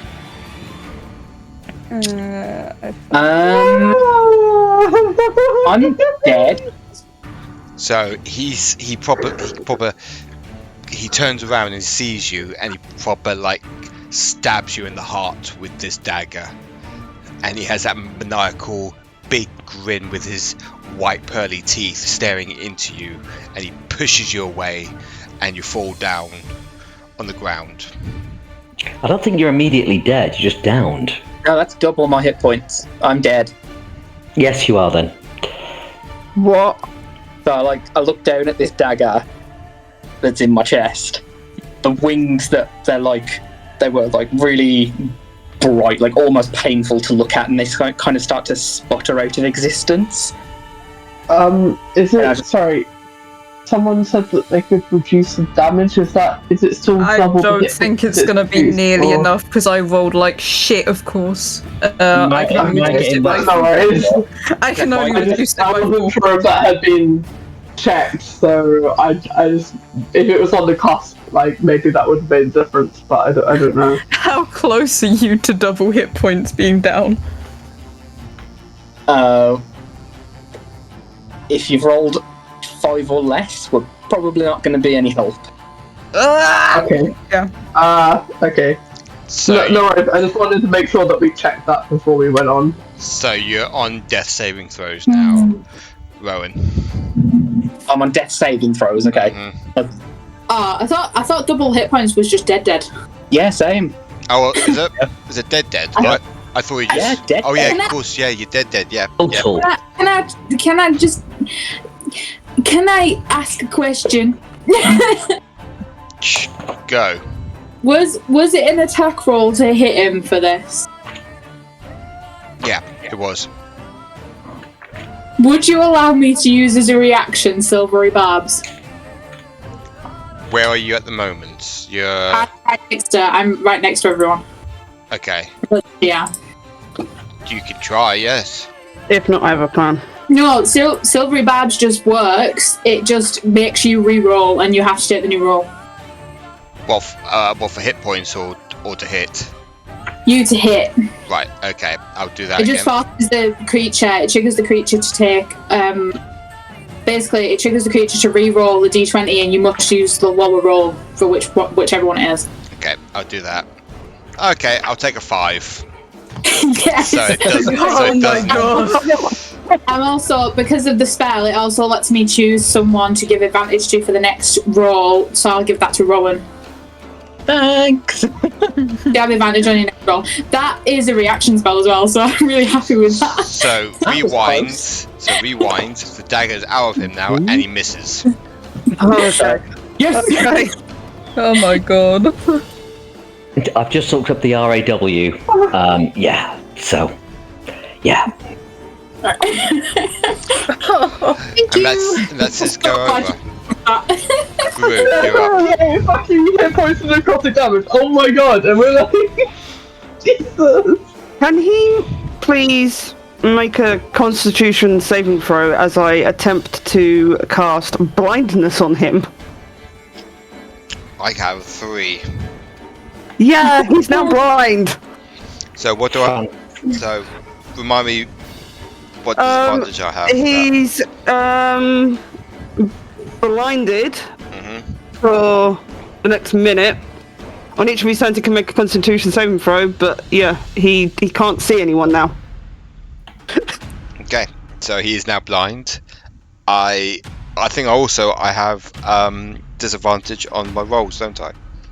Let me have a look. I've got a glossary. Just Creature cannot see and automatically fails an ability check that requires sight. Attack rolls against the creature are made with advantage. Creature attacks at disadvantage. That's what I thought. Okay. Alright. Anything else you want to do, Rue?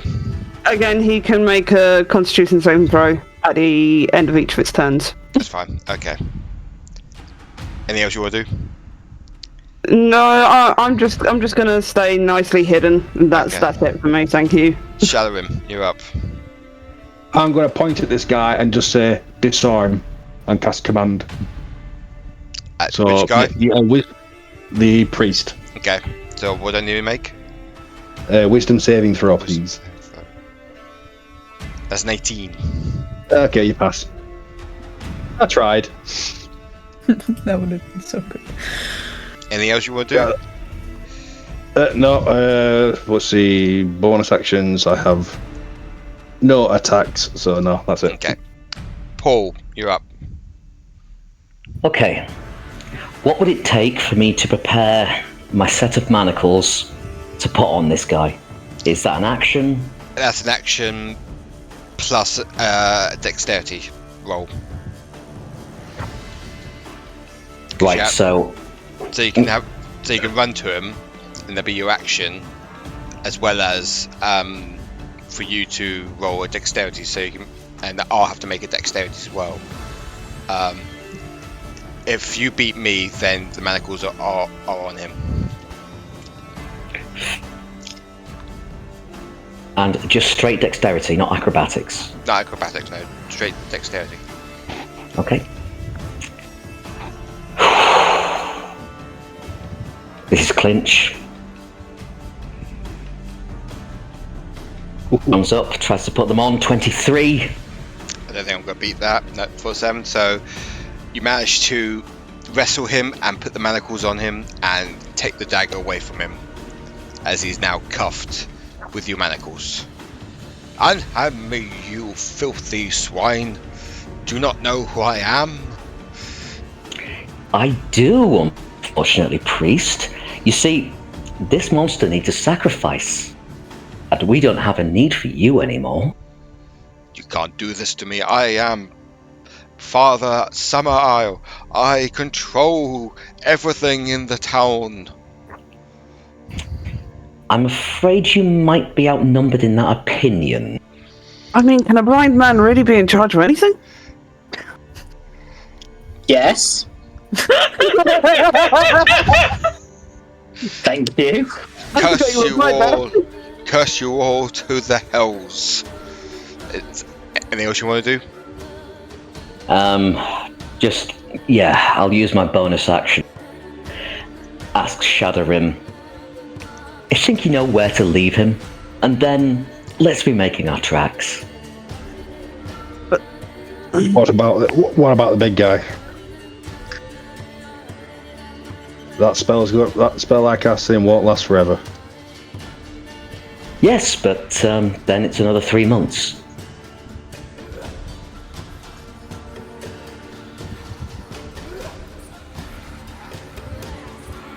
Look, this is the quickest and easiest way out of this. If you want to solve it, by all means, you go and fight that thing. I don't think we're going to do very well against it. You're not wrong, but there is, ways that we can get around certain things. I've just given you one, Vesta.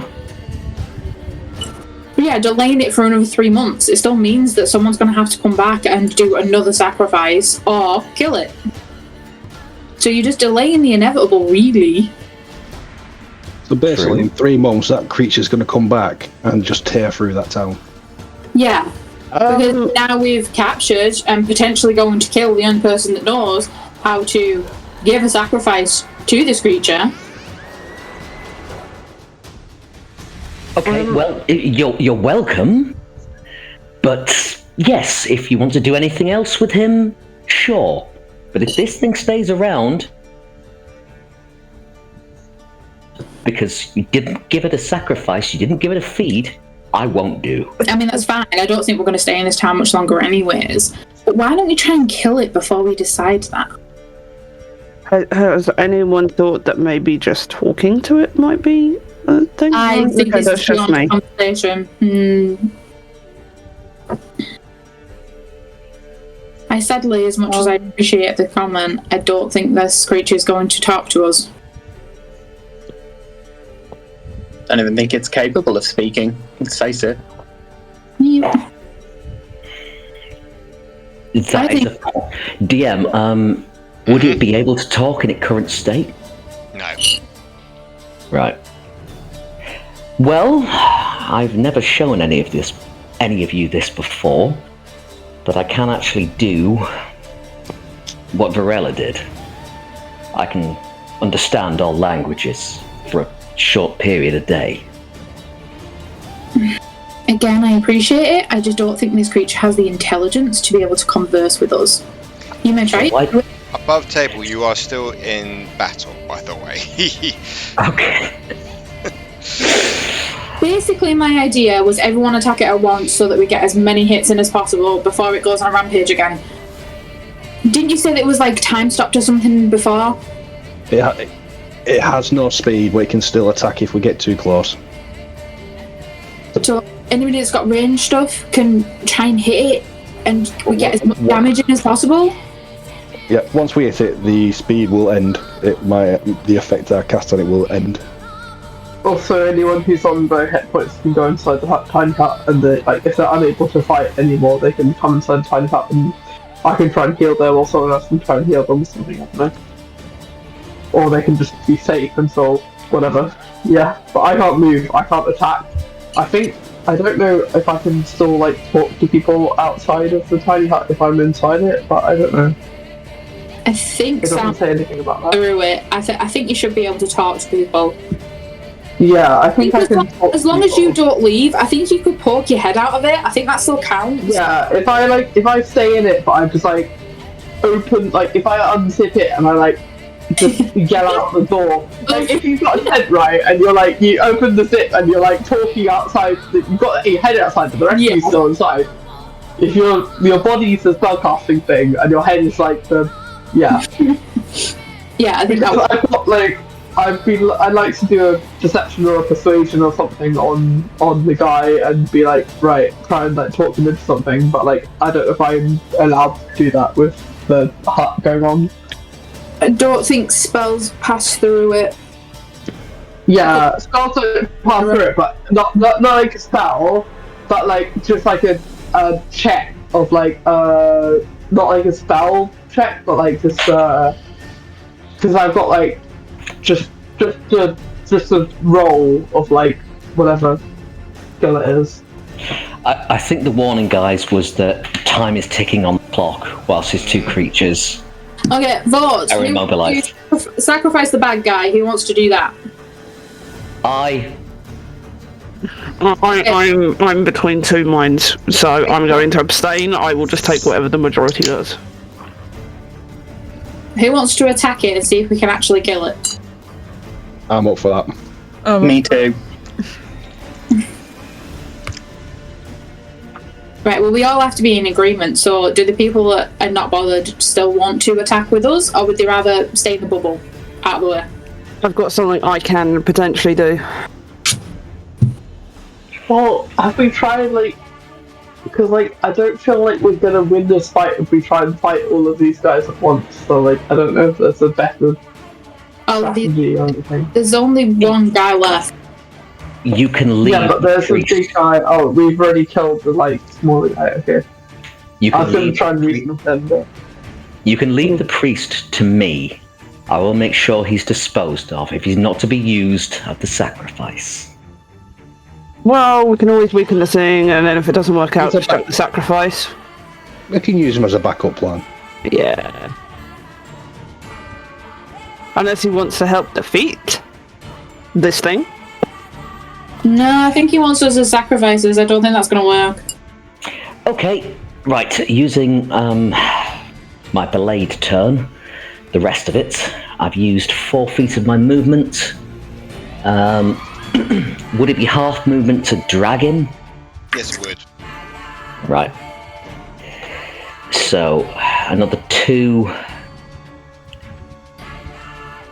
Come along, mister. Unhand me, you swine. There. And cunning action to dash, another 15. Okay. Dragging him along, yeah? Or just leaving Yep. him there? Okay. Oh no, he's under my keeping now. Okay. And that's the end of my turn. Okay. Annie, you're up. Oh man, okay, he's quietly observing what's going on here. He's gonna stick around to see this though. So I don't think he can make it all the way over there, and he kind of doesn't want to by himself, to be honest with you. So he's gonna go 30 feet forward.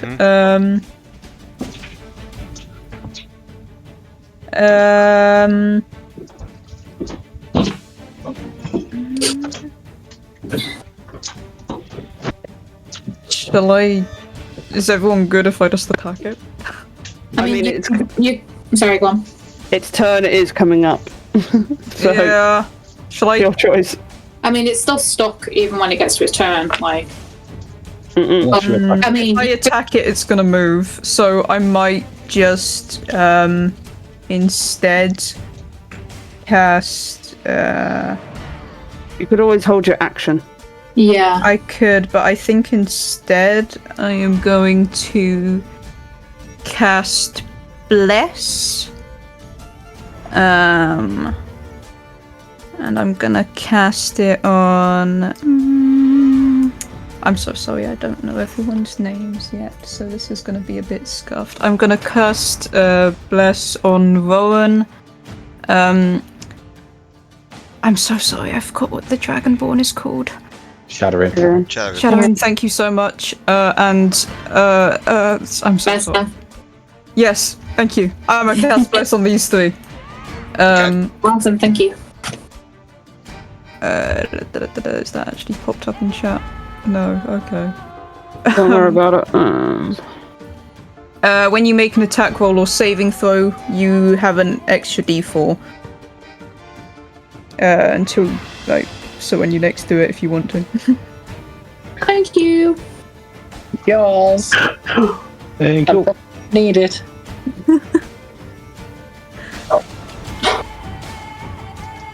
Anything else you want to do? No, I'm gonna stay here. Okay. It is. Oh, it's. Yes, it is. July. I can't. Sorry. Yeah, Really. it's yours. It's your turn. So, is everyone okay for like hit points? Because like I feel like I cast a tiny hut and like I wanted it to be really useful. I feel like it's not actually been useful, and I also feel like I can't do much right now with being inside it, and I can't like cast spells through it or anything. So like I don't. Maybe it's just like a waste of action, but like I don't know. Do I keep it or not? Do what you think. Yeah, it is up to you. You can choose to drop it, but it is definitely down to you. But I can talk. Can I talk through it? Can I do like deception or persuasion or like things like that through it, or not? Or like poking my head out. Like I'm poking my head out and I'm like, "Yo, animal guy." Like, because I kind of want to do a persuasion thing where I'm like, "Look, if you don't hurt us, we can help you." Like I know all of this stuff about like the cycles of the moon. I know about red moons, and I know about like what is causing you to be in this state, and what is causing you to be this way. And if you don't hurt us, I can like help you to like master it, and so like you can be in more control of your own destiny, so you don't have people controlling you.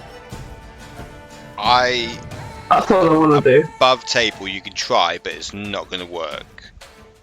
So this creature wants to ravage anything that it sees. Any creature it sees. It has an undeniable hunger that won't satisfy him. Okay, well you guys already killed its master, so like if not, I could have potentially done that on him, but I don't know now. So I guess we just gotta fight it, because there's nothing else we can do. There's nothing like logically we can do, right? So we just gotta fight it. We're just gonna like meat fist it.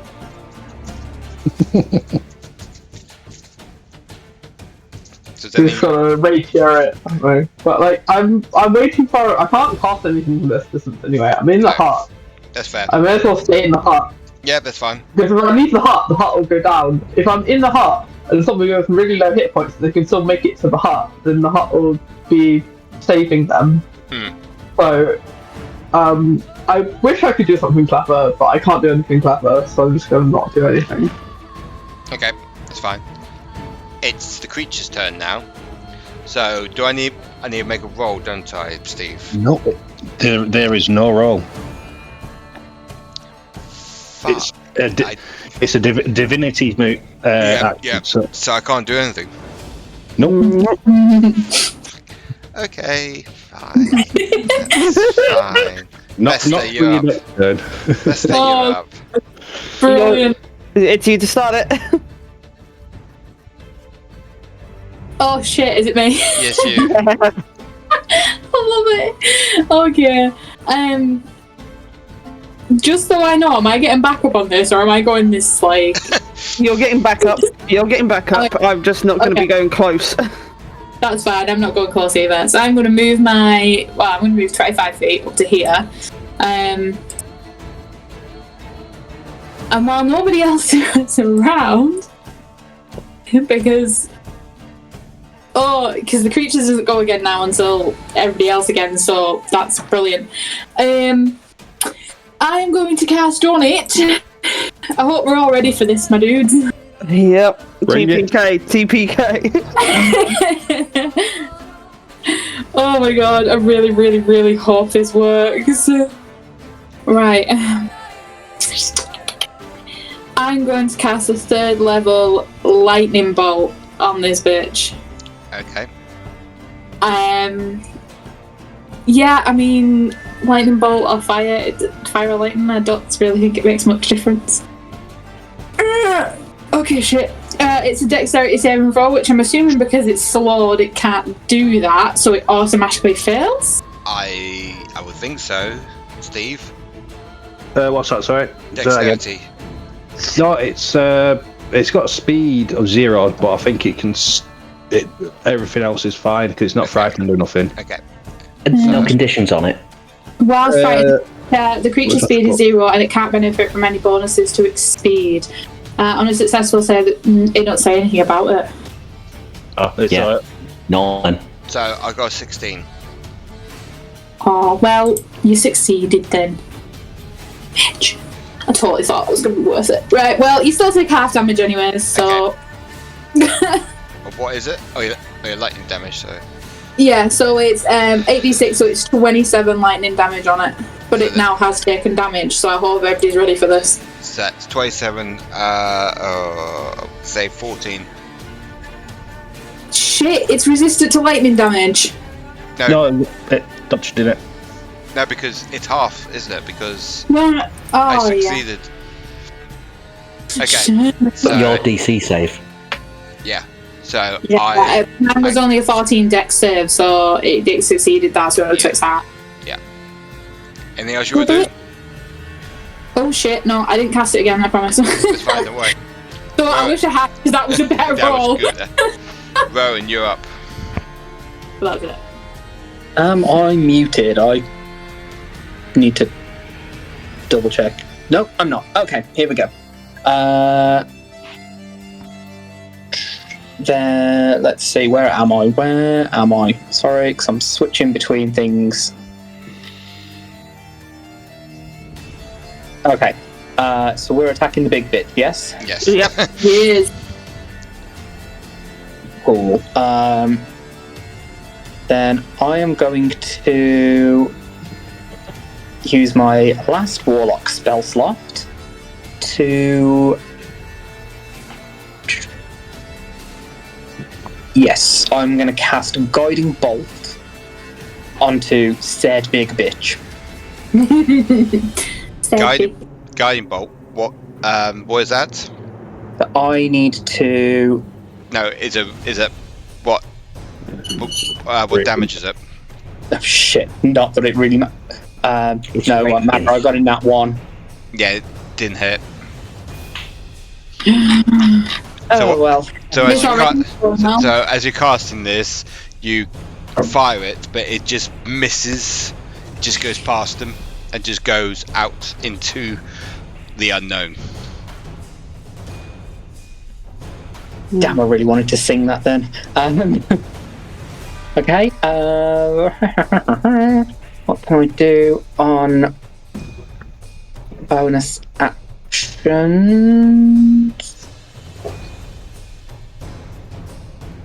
Nothing unless anybody's hurt, which I don't think we are yet. So I would say. Not yet. If you start getting hurt, head to the hut, because then you'll not be able to be hit anymore. Noted. In which case then, no, I'm done. Okay. As Summer Isle is incapacitated, Rue, you're up. Okay. I am going to use 3rd level Moonbeam. Can it make a Constitution saving throw? Is that radiant? It is radiant, but I'm hoping it's a shapeshifter. Okay. I'm really hoping. So what are you rolling? Sorry. Constitution. She's really just trying to see if it's a shapeshifter at this point, because if not, then she's got nothing she can really do. 12. It fails it, so if it's a shapeshifter, it's changing back. It's not changing back. Then, yeah, there's still a Moonbeam though, but it's not going to do anything because it's immune to Radiant, isn't it? No, it's not. It's vulnerable to radiant. Oh, it's vulnerable to Radiant. Oh, okay. Shit. So it failed its Constitution saving throw, and as I've done it as 3rd level, it is a 3d10. Okay, go for it. Oh, nice. For 19 points of 19. damage. So that's double. Double 19 is 38. 38. Yeah. Okay. 38 points of damage. So She steps out so that she can get a sight of it, and then steps back in about here. okay. So just above table, this creature is vulnerable to radiant and psychic damage. Good to know. Good to know. Okay. I think we really heard it, guys. So as you cast this moonbeam and it hits this creature, it cries out in this sort of like a really spine-chilling, like if you hear a deer cry out in the night in a really high pitch, it's like that, in that sort of tone. Okay, great. You're also going to have to roll a Constitution saving throw again when it starts its turn, because it's when it starts its turn. Yeah, there. of course, yeah. Okay. Sorry, I have a question. I don't know if this is a thing, but like, so I also have this thing called animating performance, which to do with my bard school. So as an action, I can target a large or smaller non-magical item I can see within 30 feet of me and animate it, so it becomes like a dancing item. If I do that, would that hold the like tiny hut for me, or like act as me while I do the tiny hut? No, or does it not have magical abilities? No, it doesn't have any magic. No, you have to it doesn't have any magical abilities. No, you have to be in the hut unless if you leave the hut disappears. Okay, so I can't like cast it and it becomes like a magical aid, and then like facilitates a magical hut. Okay. No, okay. I thought that was a bit far-fetched, but I was like, I just want to run it past That's you. fine. That's fine. Don't worry. Anything you want? Any more, Rue? No, that's it for me. Shadorim. I am going to run over to here. Mm-hmm. And throw my hybrid javelin at it. Ooh, go for it.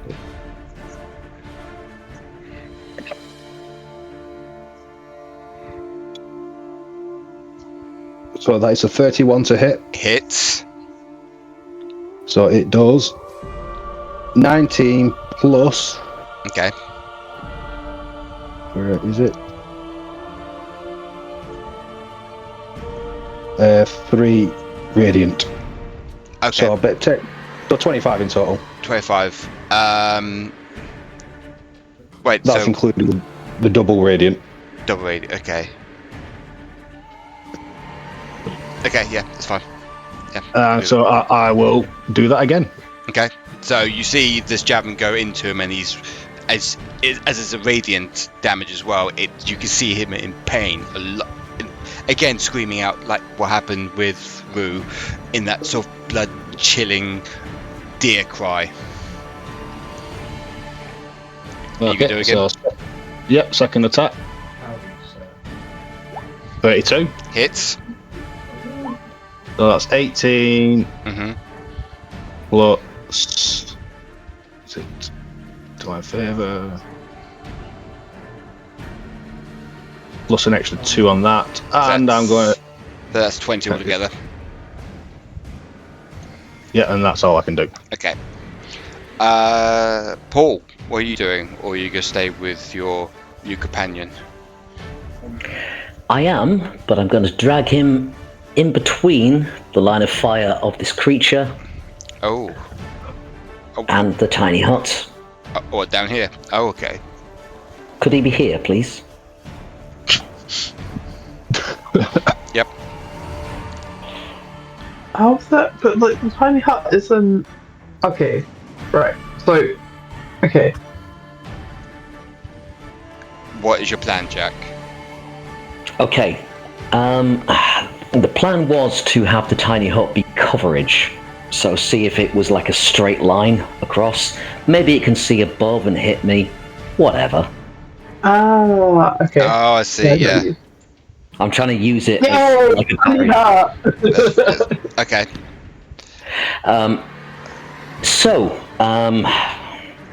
Apologies for anybody who is averse to dark roleplay. And John, please tell me off if I should not continue from here. Go for it. I'm going to start cutting fingers off. Oh, shit. And make a speech while I'm doing it. Okay. If anybody is uncomfortable with it, I will retcon it right now. Is anyone uncomfortable with this? Nope. Nope. So, cut them fingers. Okay, cut the fingers.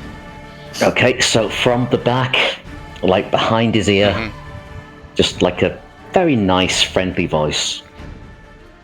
You see, this really isn't personal. It's just business. Goes for a thumb. What are you doing? That is painful. And I imagine it was when the Nightclaw took their sacrifice. So I really have to lay the blame at your feet. You understand? This isn't personal. I just need to make sure that you can't do it again. Even if I could stop the beast, it's on a rampage now. It will not stop. If you just let me have the sacrifice, this could have been over. But no. You had to interfere. I'm afraid my companions would listen to me less now if they see what I've just done. So, anything else you want to do, Jack? Or the reason for trying to cut off the fingers, trying to stop him being a spellcaster. Oh, okay. Or pick up that damn knife again. That's fair. Okay. So yeah, that's all I want to do. Okay. Annie, you're up.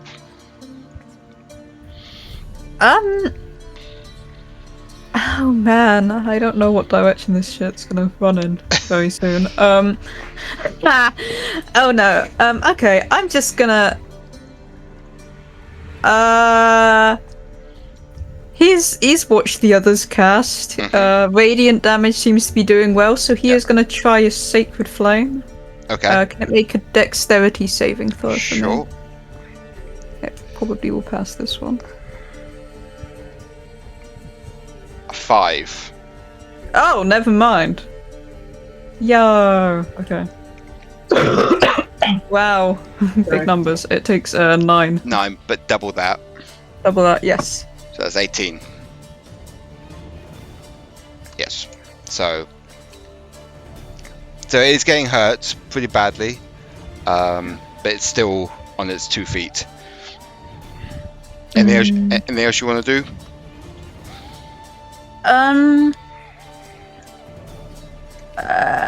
I think I'm just going to take a few little steppies back, maybe here. Okay. I'm kind of anticipating it's going to probably charge at someone, but I don't know who yet, so I'll just step back. Okay. Is that all you could do? Yes, I'm going to stay here. Okay. Esme.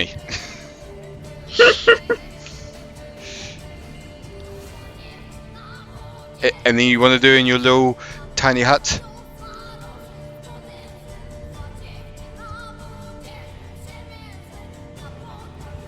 So it's been like I just needed a quick. All right, I'm back. I was listening as well. I had my headphones on, so I heard everything. Don't worry. I'm in a tiny hut. Yep. Can I do bardic inspiration on anyone, or is that a spell? Because if it's a spell, I can't do it, right? I just want to be able to do like something, but I don't know what I can do. Because I can't really attack through the tiny hut. No. I can't do a spell through the tiny hut. Is bardic inspiration a spell? So- Yeah, it is a spell, isn't it?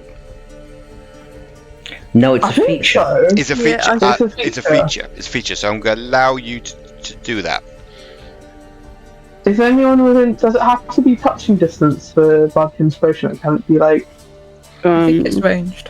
I think it's ranged. Yeah. And you can do it by audio as well. Action. So I could like put my head outside of the tent and be like, right, I'm casting, and then anyone who hears it from outside of the tent can be like, okay. Yeah. I think you can only target one person with it. Yeah, only one person. Yeah. Who's on target though? God, I don't know. So I'm just trying to find the bit on not animating performance, bardic inspiration. A bonus action, a creature other than yourself within 60 feet that can hear you gains an inspiration die for 10 minutes, creature can add one ability check, attack roll, saving throw. It's going to be added after seeing the roll. So who was it that had the radiant damage? I think it was. That was. Sorry, it's like a lot for me to. Someone has radiant damage, and the creature has a vulnerable to radiant damage. Yeah. Yeah. So can I cast it on you? Because then you're pretty most likely to be able to use it in a useful way. Or use it. My action is now taken up by moving that moonbeam. Should it decide to move, because that is concentration. Oh yeah, maybe that's not the best thing about it then. Who else is trying to attack it? I don't know, but I'm trying to do something. I've had this one idea of the tiny hut, and it's not been useful at all. So yeah, so far, so I'm I don't know what to do. I would say one of the three out the front, basically. Yeah. Okay, so who's your choice on who? This person off to the left. That's me, Shadorim. Okay, can I cast it on you? Yeah, if you want to. Yeah, okay, so I'll do that. I'll do 5 inspiration, take that for a short rest, so I can do it up to 5 times. So, for 10 minutes, 1d8, which you can add to ability check, attack roll, or saving throw. This can be added after seeing the roll or before knowing the outcome. Great, that might be needed coming up. Okay, I've done that. While I've got my head poked out, you said I can't reason with it already. No. And if the other guy's still alive, he's just incapacitated or something. Yes, he's kind of getting his fingers chopped off. He's got his fingers chopped off. Is he within hearing range or me? You can slightly hear him scream. Okay, but he wouldn't be able to hear me talk or anything, so I'm too far away. No, yeah. Okay. Yeah, okay. I hate to just be doing nothing, but I've done something. I'm just gonna end my turn because I can't do anything else. That's fine. Okay. It is the creature's turn now, and he is pissed. So he's gonna have to make a Constitution saving throw. Oh god, yes, I forgot about that. Oh, that's a 30. He still takes half damage. Yep. So that's just another 19 because he's vulnerable, but with half damage it'd still be back to normal, right? Yeah. So yes. Yeah. 19 points of damage. 19 points of damage. Okay.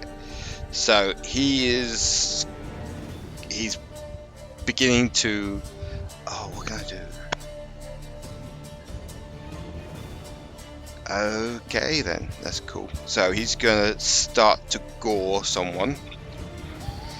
So he's gonna run up and gore you, Annie. Oh man, it all comes back to being sacrificed. That's the first person he sees, though. So he has a good run up. Oh. 10 doesn't hit, does it? No. So he tries to gore you, but you manage to jump out the way before he does anything, and he hits. And he just kind of trips over the tiny hut, and he's there. Oh no! So he takes 10 points of. Does he go past me? Yeah. Attack of opportunity. Go for it. I'll be using greatsword. So that is an 18, so 25 to hit. Hits. So that would be 14 plus 18, and I'm going to divine smite. Okay. I'm going to use my first level. And you said he's an undead, so he takes. I'm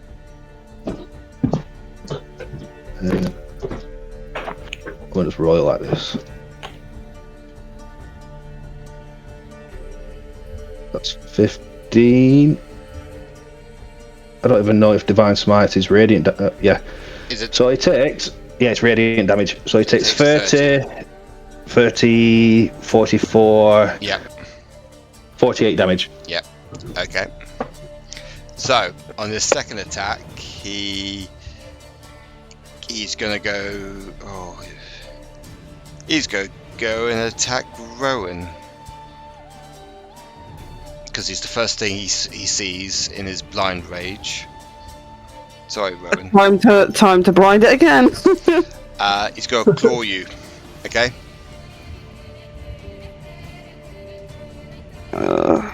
Rowan.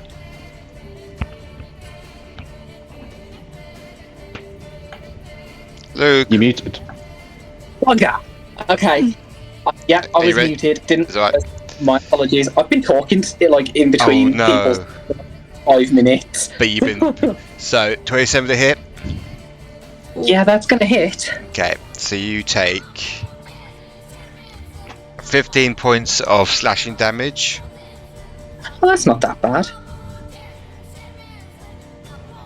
I've not technically taken work. It's not, is it? What? That's fine. It's fine, don't worry. Then he's going to try and munch on you.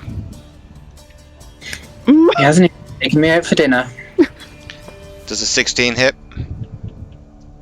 It does not. Oh, so he tries to bite you, and you manage to get out of the way. I use the momentum from the slash, so as he's knocked me back, him coming in with the bite, and I'm like, okay, I'm going with this, and I just hit the deck. And that's all you can do. Vesta, you're up.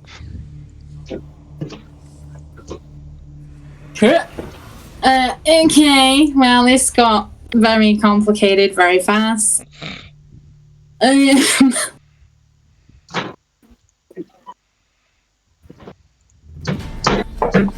assuming this creature is tall enough for me to see it over the top of the stone thingies that are on.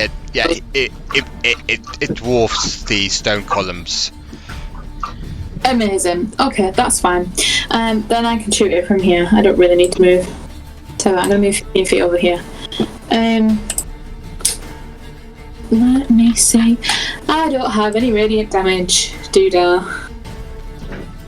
It's going to be fun. Ooh, can't cast that one. Let's do a level 3 Scorching Ray, because then I get to hit it like 3 times. Is Scorching Ray not a radiant damage? Ooh. Yeah, it is, isn't it? Yeah. No, it's not radiant damage, it's fire. Okay, yeah, that's fine. Okay. Yeah. Well, I'm really annoyed because all of mine are either fire or lightning, and I don't know why I picked all of that. When you cast a slot high, you create one more additional ray. So I actually get at level 3 I actually get 4 rays instead of 3. Go for it. Roll for those. Please say I'm at least gonna hit 15. Doesn't hit. Come on. That one's not gonna hit, that's 10. Nope. Ooh, natural 20. Hits. That means I also get to double the damage on that one, doesn't it? Yep. Awesome. And then last one, another natural 20. What the fuck? For 26. That's 2 natural 20s, both 26s. Yep. That's insane. So 2d6 for the first one, which is 5, which is 10. Mm-hmm. And then 9, which is 18. So 28 damage. 28 damage. Okay. It's looking very hurt now. And then that's everything, because I don't have any bonus actions right now. Okay. Rowan, you're up. Okie dokie.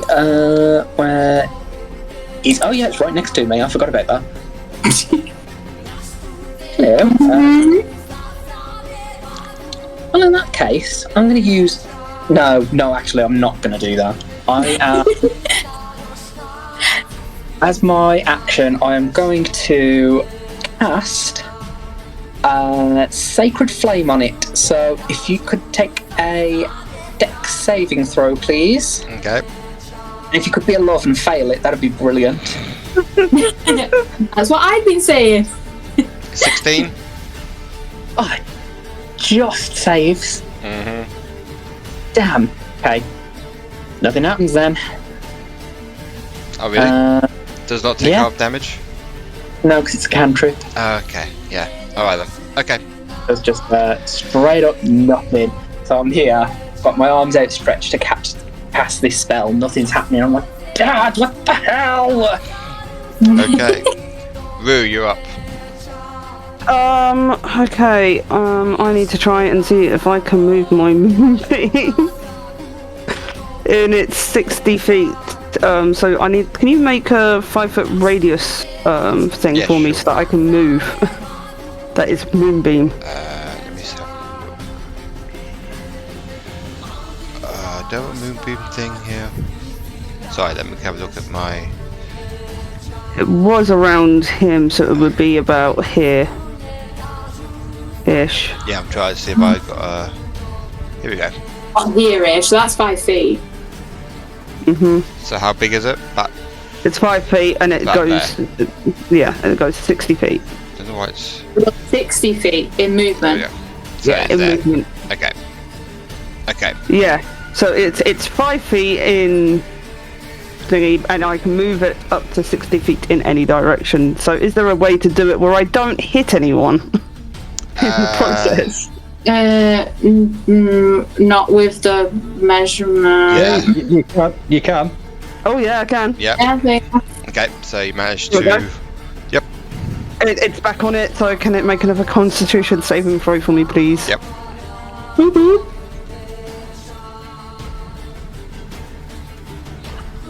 12. Fails. So that's another 3d10 and doubled because of its weakness to it. Mm-hmm. So that's 18 doubled, so that's 36. Okay. Okay. Cool. And I'm just gonna back it up a little bit and continue hiding behind things. Back it up. Okay. It's got a little bit too close. That'll do me quite nicely. Okie dokie. Up next is who's Shadorim. Well, I am going to use my 30 feet and run up right up to it and try and smack it with my greatsword. Go for it.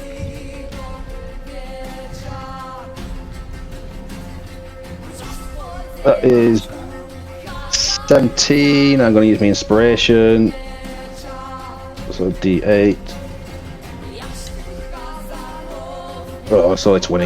Yeah, it doesn't hit, unfortunately. Like 22, yeah. Yeah.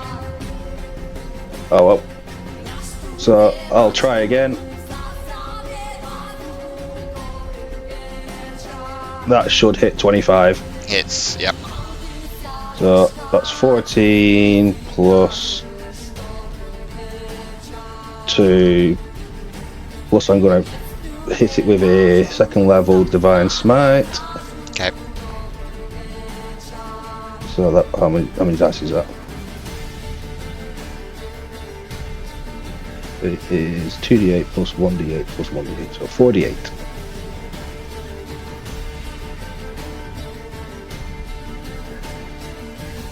Right. That is 32, 36, 40, 50. 50 total. Okay. Hang on.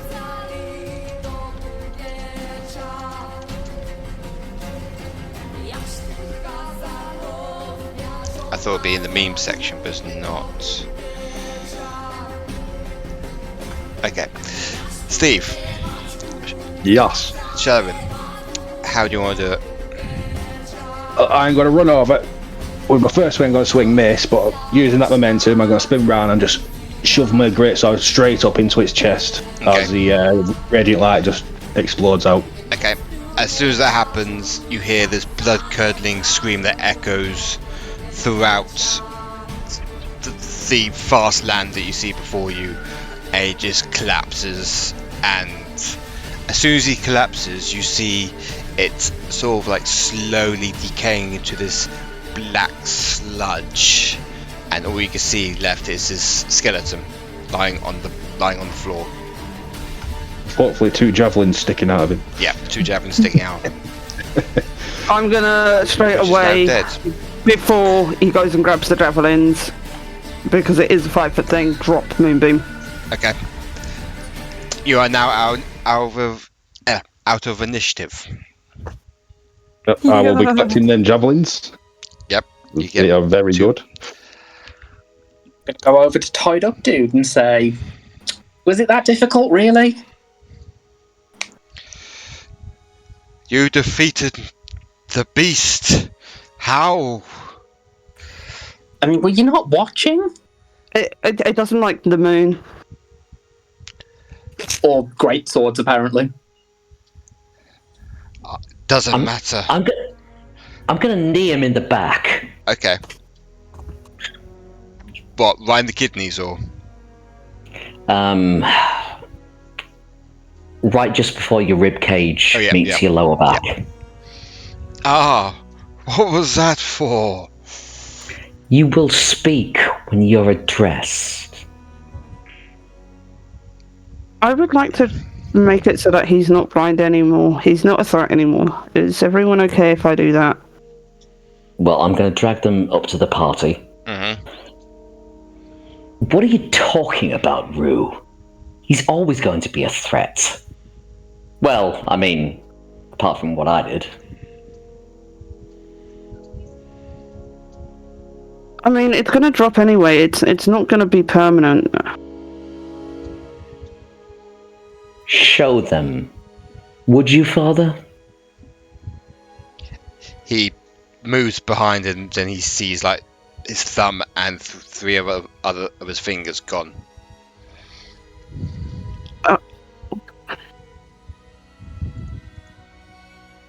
I just look at Paul and, why'd you do that? He is a caster. If he can manipulate spells, he's dangerous. If he can wield that black knife, he is very dangerous. Oh, right, yes, the knife. Forgot about that, because I didn't get stabbed with it. I would recommend not taking that up until you know exactly what it does. It screams of being cursed.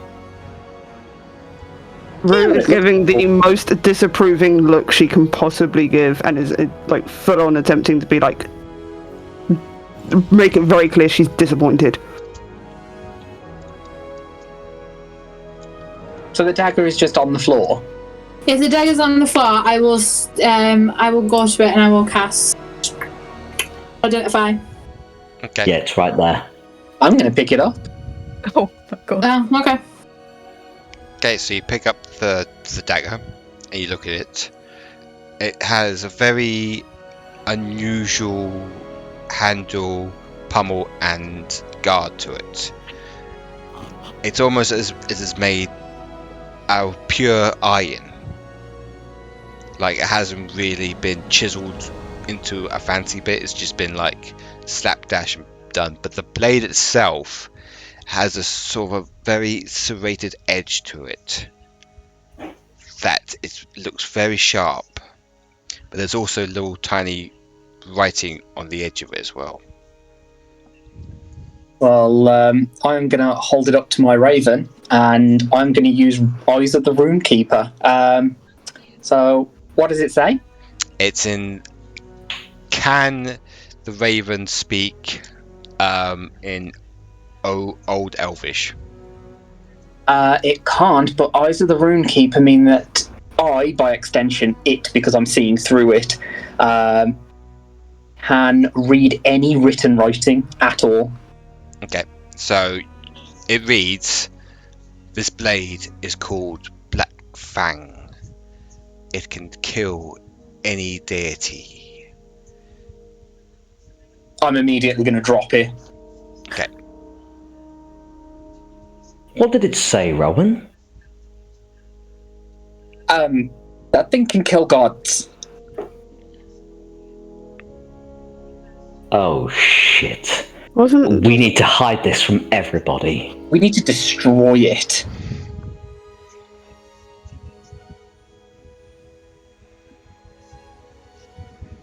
That is not okay. Guys, I have to tell you something. I am not just. I've still got my wings going, by the way. I am not. I'm not strictly speaking human. My father is Tyr, as in the god.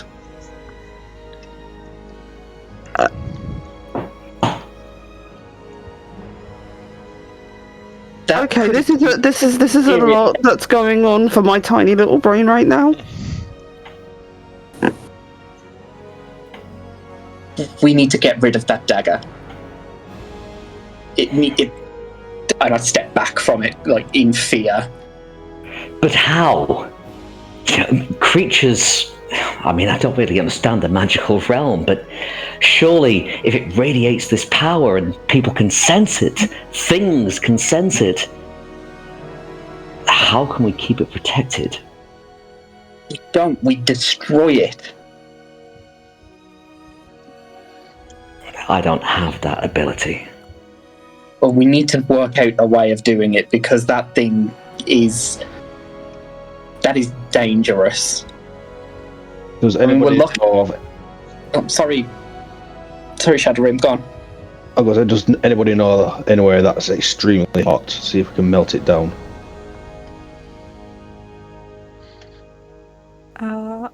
Hey DM, would I know anywhere like that? Make me Ah, a straight intelligence, please. straight intelligence. Not great. I think that's 12. Sorry, D&D Beyond is not letting me score all the way down. Yes, 12. But I'm gonna say with advantage because of who you are. So that's even worse. Nope. You have no Was idea. my best. You have no idea hot enough to destroy this thing. Okay, but maybe we're thinking about this in the wrong way. Hot enough. What about holy enough? I mean, I can try and ask my dad, but he's not exactly been responding today. I don't know if you've seen my spell casting. I'd say a god-killing dagger might help with the conversation. Yeah, you'd think. It would be in his interest, of course, yes. Unless he plans to kill gods himself, in which case it should never be mentioned to him. And that's even thinking that he's not already aware of it. You do know who Tyr is, right? He's like, that's not who he is. Like 100%. If we tell him about this, if he doesn't already know, it's not something that he's going to use. He is annoyingly straight and narrow. Player-wise, I do. As a rogue, Paul would not. Fair enough. Well, then consider Paul told. Well, what do we do? We're out in the wilderness with this. Can I make a history check to see if I know of any way for these kind of divine instruments to be destroyed? Sure. Oh, that was so close to an 18. What do you get? No. No, you have no idea.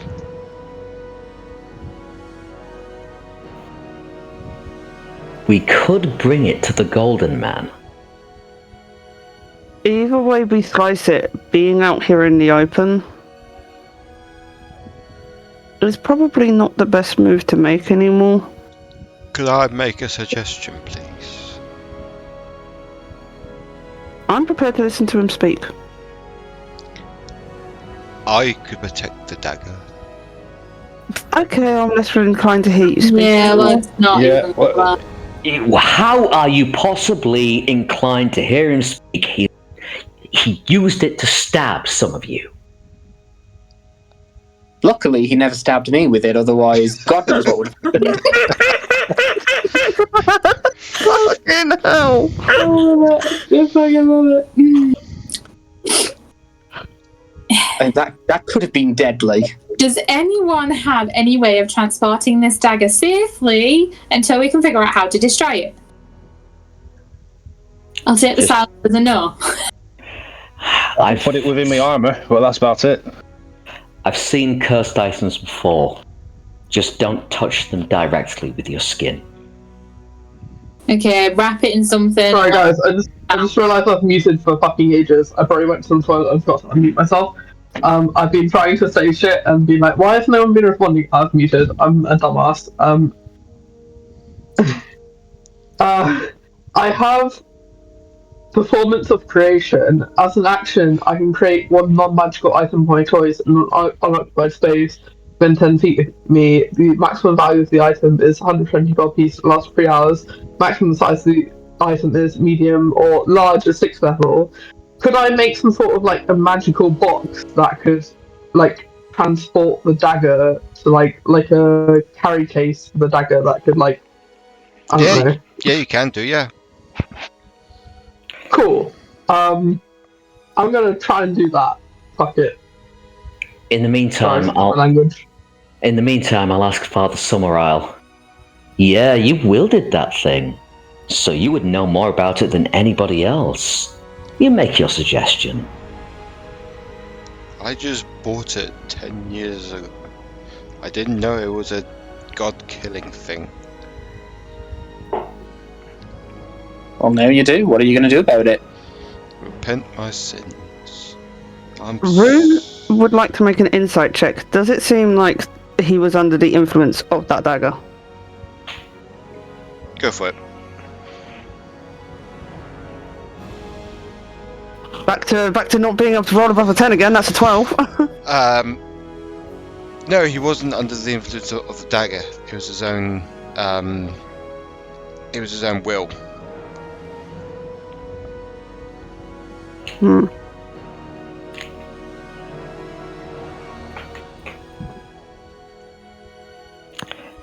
I don't feel inclined to ever let you near that thing again, Father Summerisle. I'm sorry, no. After you've sacrificed so many innocents, I will not allow this again. You say innocent, I say I was trying to prevent from unspeakable horrors that could have happened. And it embarrasses me that the wizard in our party was right, and I was wrong. I was going to feed you to that beast and carry on the cycle like I criticized you for doing. And we managed to defeat Knight's Claw. It has died. Could you tell us, is it possible that it will respawn? Not necessarily, no. That is hardly reassuring. It's the only thing I could say to you.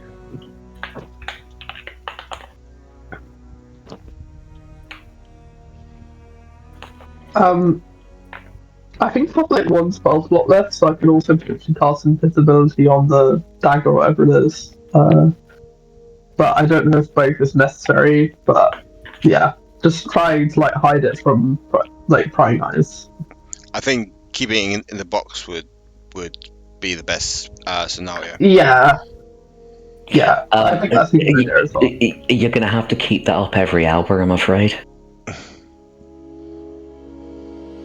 Well, it's until we can get it to somewhere where we can like yeah, we're away from town. I think it lasted 3 hours actually. It's like up to 3 hours, yeah. So that'll probably be long enough to get back, or maybe you can't have to recast it one time, but I can't even recast it, that's the thing, but maybe it'll get us back to far enough that it's like close enough that we can then do something else with it, I don't know. It at least gives us a little bit of time to be able to think about it, not out in the open. Yeah, exactly. And it gets us away from the scene of the, I don't want to say crime, that sounds wrong, but like, you know what I mean.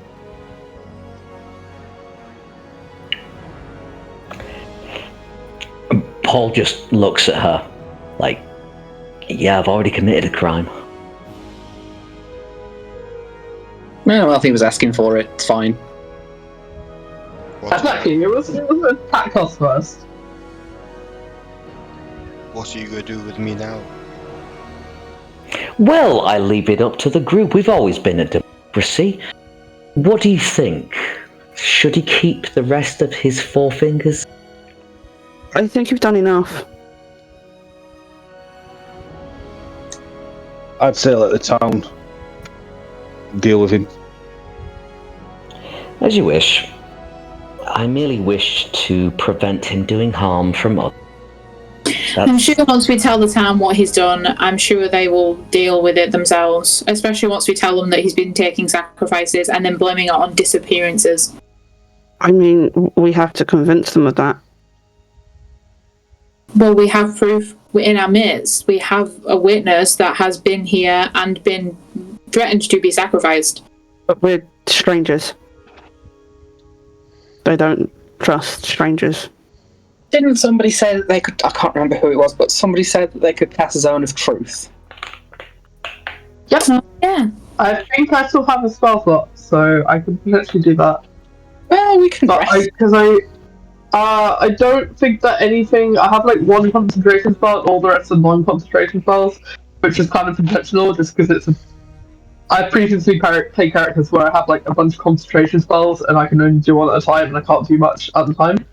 So, yeah, I think I can still do that. Sounds just like me. Yeah, it's, yeah, if we get him into town, cast us on a truth, I'd say we'll let him tell the town of his own sins. And they will see him for the betrayer that he is. Once I'm there, in a zone of truth, I'm very skilled at persuasion.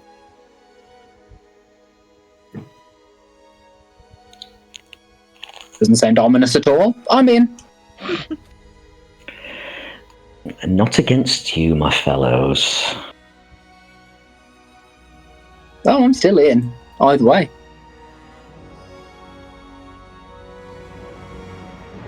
We all saw what we saw. My job was to contain him, and I think I did that above what you all expected.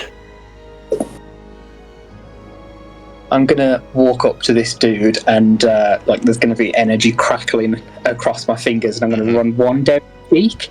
Okay. Like, it's just lucky, given what you have been in possession of, that your fate is not mine to decide. And then I'll turn away and walk off. Okay. Rowan! Whose is it? Whose is it to decide? It's ours. Well, then I lay my hands off. But I do own those manacles. I would like them back. Well, yes, they're just being temporarily borrowed to restrain him. Mm-hmm. If you really want to stop him being a decent spellcaster, take his tongue next time. Ah, so you don't object to what I did, just the method of it. Well, I did object to what you did, and then it turned out he had a god-killing dagger. So now, I think you were a little bit too restrained. Perhaps next time, you will all trust my judgment a little bit better. Well, let's not get too ahead of ourselves. Give him a little wink. Of course. So I take it you are all heading back to town? We are, I believe. Okay. You all head back to town. It is now almost dawn. You all have 1 point of exhaustion. Yeah. You cry out to everyone in Crow's Helm, and they all come out, seeing what's happening. It's quite early in the morning. You put the Zone of Truth over Father Summer Isle, and he tells them everything. The Lord of the town finds out about this, and he storms out of his little castle.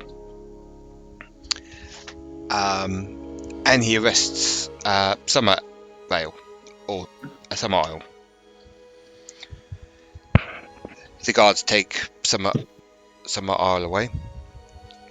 The Lord goes up to you. I am grateful for what you have done. Please, if anything you need, please ask.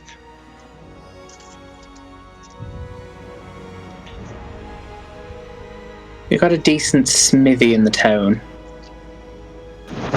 I think I do, yes. Why? We need his or her or their services with no questions asked. Of course. And he directs you to where the smithy is. Perfect. Whoever's got the box, come with me. Yeah. Before Rowan Rowan comes- goes off, Rue would like to potentially ask for the key to the library, because Rowan's the one that's got it. Oh, yep. I hand that over. Okay. So we're Because good. she will go and deal with the whole library and handing back the key and that sort of stuff. That's fine. Yep. So we could do that. So you've got to Oh, the library. Could I not ask for something? Yeah, sure. My lord, there is a misunderstanding between our party and Moonspell. Is it perhaps possible? Yes. We were framed for a crime that we did not commit. Is it possible that you could have a word with your neighbouring lord? I'll see what I can do. What is the name of your party? The Travellers of Desperate Roads. I will see what I can do. I'll send a raven to Lord Lark, if I can.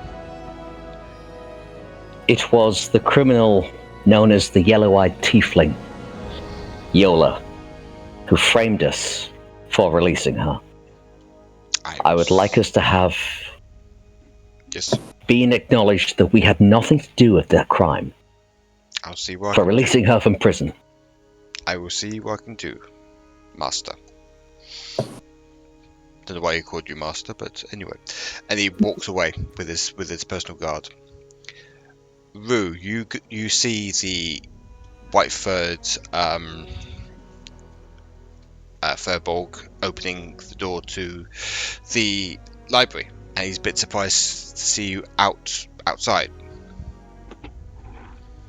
It's a bit strange seeing you. I thought you'd be all asleep. Oh, no. I guess you didn't hear everything about what's happened. Well, I heard there's a commotion in the town centre, but I was a bit too busy heading to the library. What has happened? Turns out that creature in the book that we read was real, and we dealt with it. I am sorry I did not believe you. Many people don't.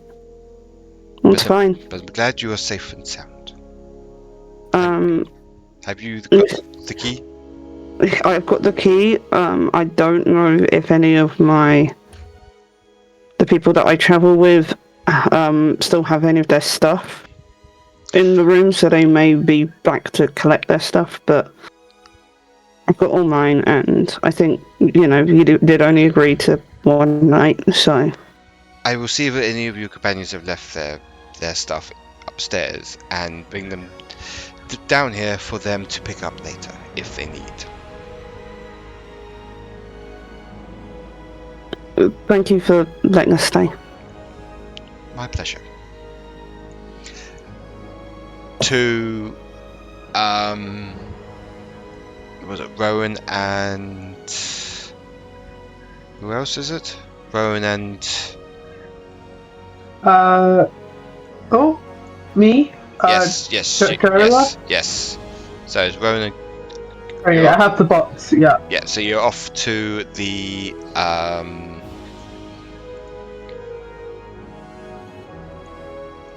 Sorry. The smithy. Yeah, smithy. Sorry, yes, to the smithy. So you know a big, kind of chunky Goliath working the bellows. Mm-hmm. Good morning. Good morning. Have you received word from whatever your lord's name is? I'm too tired to even remember, to be honest. Yes, him. Have you received word from him that we are to be given the use of your smithy? No, but if it's from the word of the Lord, I can't say no. What is it I can do for you? You can go away, basically. I don't mean to sound harsh, but we need to use your forge, and we need to use it. That's my forge, though. No one touches my forge. Well, we have an agreement, and we need it with as few eyes on as possible. Okay, well, I will go off to get something to drink then in the tavern. How long will you be? We will let you know when we're done. Tell them to put it on Paul's tab. Actually, you know what? I am going to go upstairs and have some more sleep, I think. That's a good idea. And the Goliath goes through the back door, goes upstairs. Okay. The forge is yours now. Bellows. And everything is all set up and everything. We don't have to do anything to it, yes? Yes, it's all set up. The fire's roaring. Cool. Then I will grab the box, and I do all of this in silence. So I'll grab the box, I open it, and then just fling the dagger into the flames. Yep. Okay. So you notice that the flames are bouncing off the dagger and not really doing anything to it. After about 10-15 minutes of you waiting to see if anything happens to the dagger, it's still in one piece. Like the actual iron grip and the iron hand guard and everything, and the pommel is still intact, as well as the blade. Well, that's not ideal. I'll be honest, I didn't think this would work 100%, but it was worth a shot.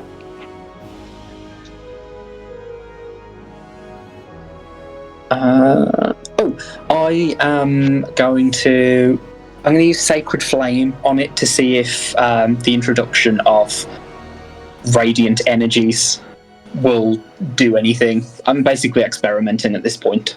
Okay. It singes a bit of the blade,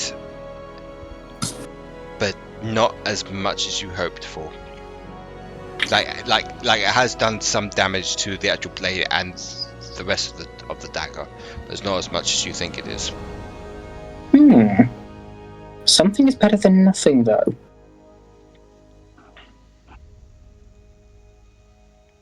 Maybe the others were right. Maybe I do need to. Sorry about this. This might either take a while or get weird. And I kneel down on the floor and I pray to my dad. No, it's on the creature. Sorry, I was like, I don't know. Never mind. You sure? Oh, go on. Because I think I've already used all my spell slots as well, but I maybe have one left. Because I got lesson restoration as well, so if anyone still has anything, or if the dagger had anything on it that was magical, but I think that's only on the creature, so it's only on like a live. Yeah, it's on. It won't work on random objects. No, it won't. So I was like, yeah, so it doesn't. It wouldn't do anything anyway. But I don't know.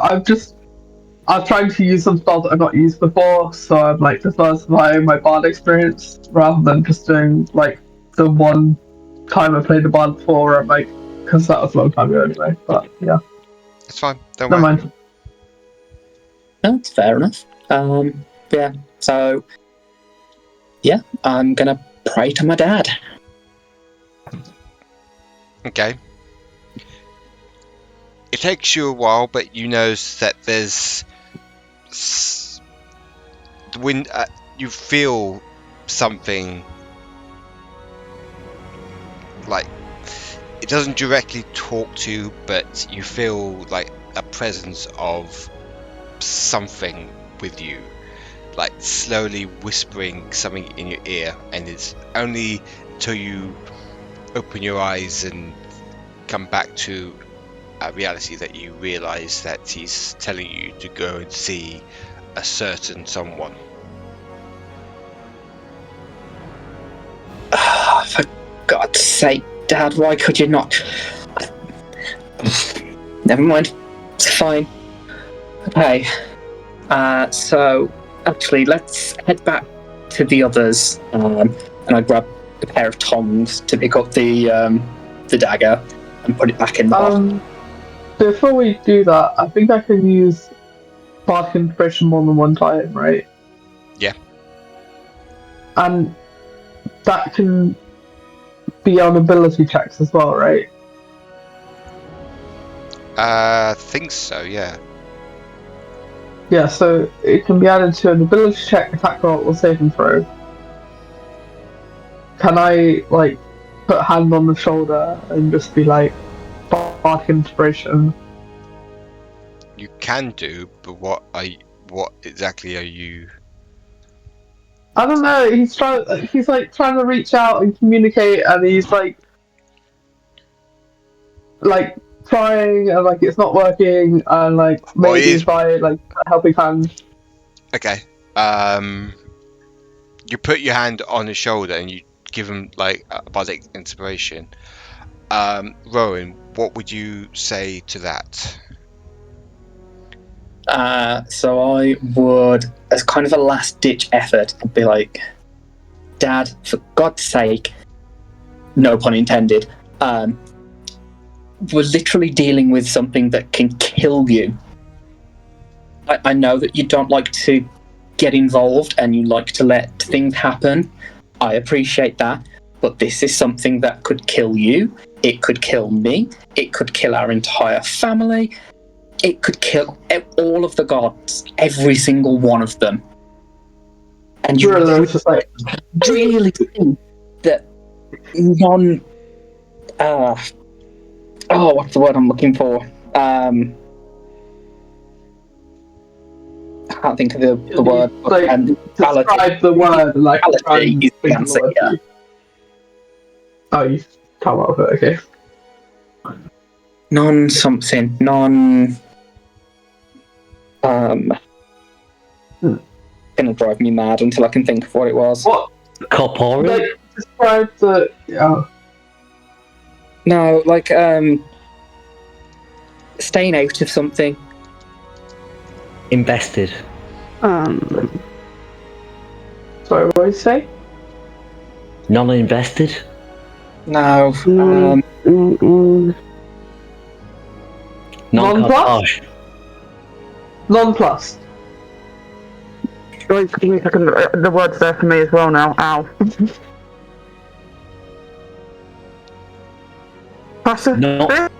Not compartial. Is it non-plus? Because that's a... Sorry, I've already thought about it 3 times. Sorry. Pacifist is the word that comes to my head.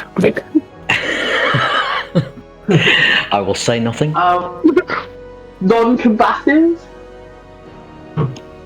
it's along those lines, but that's not the one I was thinking of.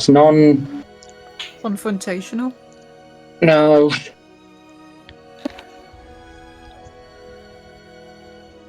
That's word wang. Oh fuck! I'm sorry. What? I don't know exactly what you're trying to say. What in the Wordle is happening? So, I'm gonna cut in here. I'm gonna say that another voice comes into your head. Non-interference. Oh, That's the word. what I was looking for. Non-interference. Sorry. But there's another voice comes into your head, and it's your.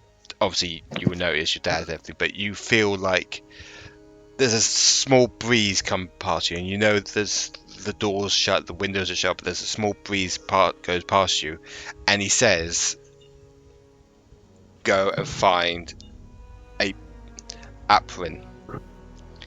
He is in the Shadow Woods." Of course he is. And you know as soon as you hear that name, you know who this is. Thanks, Dad. I think. Alright. I've got a name and a destination. Let's rock and roll. So you all meet up back at the town centre. Rowan tells you what to do. And you all head out towards the Shadow Woods. You manage to get Do you need to go now, or should we? Okay. We're all exhausted right now. Yeah, should we not rest up first? Do you want to rest up first? Yeah. Where do you want to rest up? I'm gonna go and beg the librarian to... It's still the same night. Yes. I will persuade the librarian. So I can cast. With a 21. Okay. So Can I also do a persuasion roll? Or is that's pretty fancy? I don't need to do a persuasion roll on top of 21. No, you don't. So you all managed to get to the library again. He's happy to see you all. I was going to say that I'd escort Rue to what's it called? The tavern, the dirty tavern. Yeah, Nags Head. Mm-hmm. Yeah. If she wants to stay there, I'll go with her there.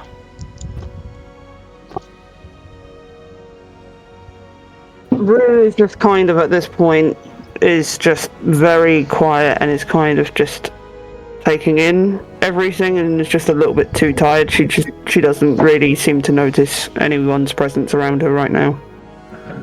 Okay. In which case, Paul would just go with whatever everybody wants. Okay. So you all go to the library again. There's hardly anyone there because everyone's upset with what happened with Father Summer. So there's no one in the library. He's greeting you. He's like, "Oh, hello, you're back again for the third time. You must like books so much. What can I do for you?" And then, Key, please. And then Rowan, in his always amazing, charming self, he asked for you lot to stay upstairs for a few hours. It's like, sure, yes, I bet you haven't slept in the beds, but go upstairs, make yourselves comfortable, and I'll make you something to eat later. You all go upstairs to your where you're supposed to go. Oh, which bed you want to choose. There's about 3 rooms with 2 beds in each one.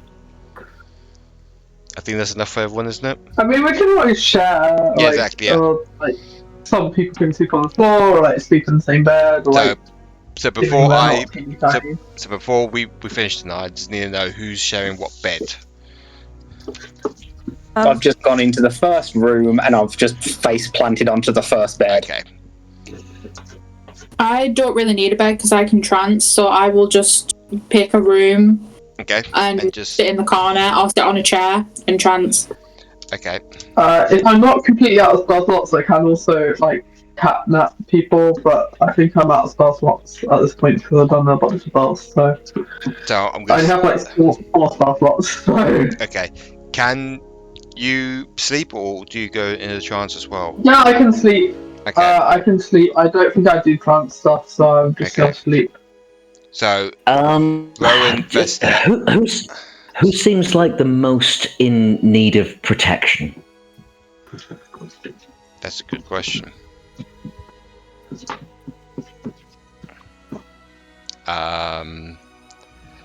Who's the most squishiest? Like, what kind of protection? I would say probably me. My AC is 13 and I have 38 hit points.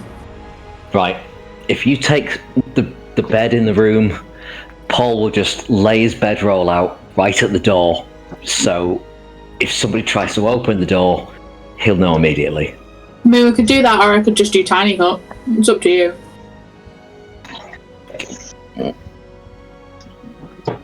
It's both our choices.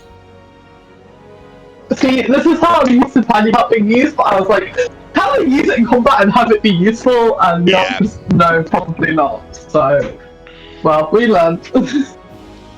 Does anybody else feel unsafe in this area right now? No. No. I always feel unsafe. I mean, a little bit, but like, past my pressing, like, you know. Okay, well, I will tell everybody that I'm going to cast Tiny Hut then, because the only people I allow in it are allowed in it. So I will go into one of the rooms and I will cast Tiny Hut. Whoever wants to join can join. If they want to stay out, they can stay out. It is up to everyone. Okay. Well, maybe I should share the room, sleeping on the floor with Aniketos, because I'm really curious about this person they saved. Jarila, to help her get herself get to sleep, she like plucks at the air as if she's playing her lyre, or playing another instrument, and she like has a little like nervous twitch as she falls asleep to like be like she's playing an instrument. Oh, right. Can I? I haven't actually been introduced to anyone, so am I still with the party? Oh yes, sorry, yes. No one. Yes. Just dragged along. You've just tagged along, haven't you? He was trying to like politely wait for a moment. But there didn't seem to be one, so I don't know where to put myself. Put yourself somewhere, and then we'll do introductions in the morning. I mean, you can join us. It's safe. We're not gonna. I mean, we saved you from getting murdered, so it's not like we're gonna kill you now. Well, so stay with us until morning. Stay with us until morning, and then Does anyone need healing? By the way, I mean we'd be healed with resting anyway. I think. Yeah. If you have a long rest, you'll automatically be healed up. So. Okay, sweet. That's fine. I don't need to worry about it then, just because I got a cantrip which can heal if nothing else. But I was going to say, yeah. What is this wee business? Paul rushed up and cut the slacks. And then we killed the big, massive monster. Well, yes, but my job was to take care of the other guy. Which you did. Well done. Thank you. You're welcome. So, just to speed things up, Rowan, you're in the first room. Yeah, and snoring like a... honestly. There's another bed in there. Who wants to take that bed? Can I sleep in that one, or like in that room? If I'm on the floor, it's fine. But like, yeah, you can sleep in that bed. Cool. Who's Minotaur in that room with me, and I wouldn't notice at this point. Who's in the tiny hut with Vesta? Doesn't really matter anyway. No one. It's just Vesta. Yeah. If no one's bothered with tiny hut, I won't do it. But it was just for extra protection. Yeah. That's all. Okay. So I'm gonna say is Shadorim okay to go in there? Yeah, I'm fine. Okay. And who else? Tiny got the two. And then the second room is Paul and Annie. Yeah? Yes. That's only 6. Good with me. Who's we're leaving someone out, aren't we? Yeah, Rue's not with them, is she? She's kind of taking a bit of time to be by herself. Oh yeah. So you've gone into the third room. Okay. Well, she's just gone on ahead and re-gone back into that tiny little space that she's found. Probably, yeah. Okay. And that is where we're going to end tonight's session. Awesome. So Thank you so much, No, thank you. everyone, for inviting me and stuff. No, it's amazing. Thank you for watching for tonight's episode. Please like and subscribe to the channel and click the bell icon so you don't miss an episode. This also comes nicely. There's still 80% of you who are not subscribed to the channel who watches this show or the episodes. So if you like what you see, please click and subscribe and click the bell icon so you don't miss an episode. If you like the show, keep up to date. And we'll see you very soon. Bye bye, everybody. Bye bye. Bye. Bye. Bye bye, everyone.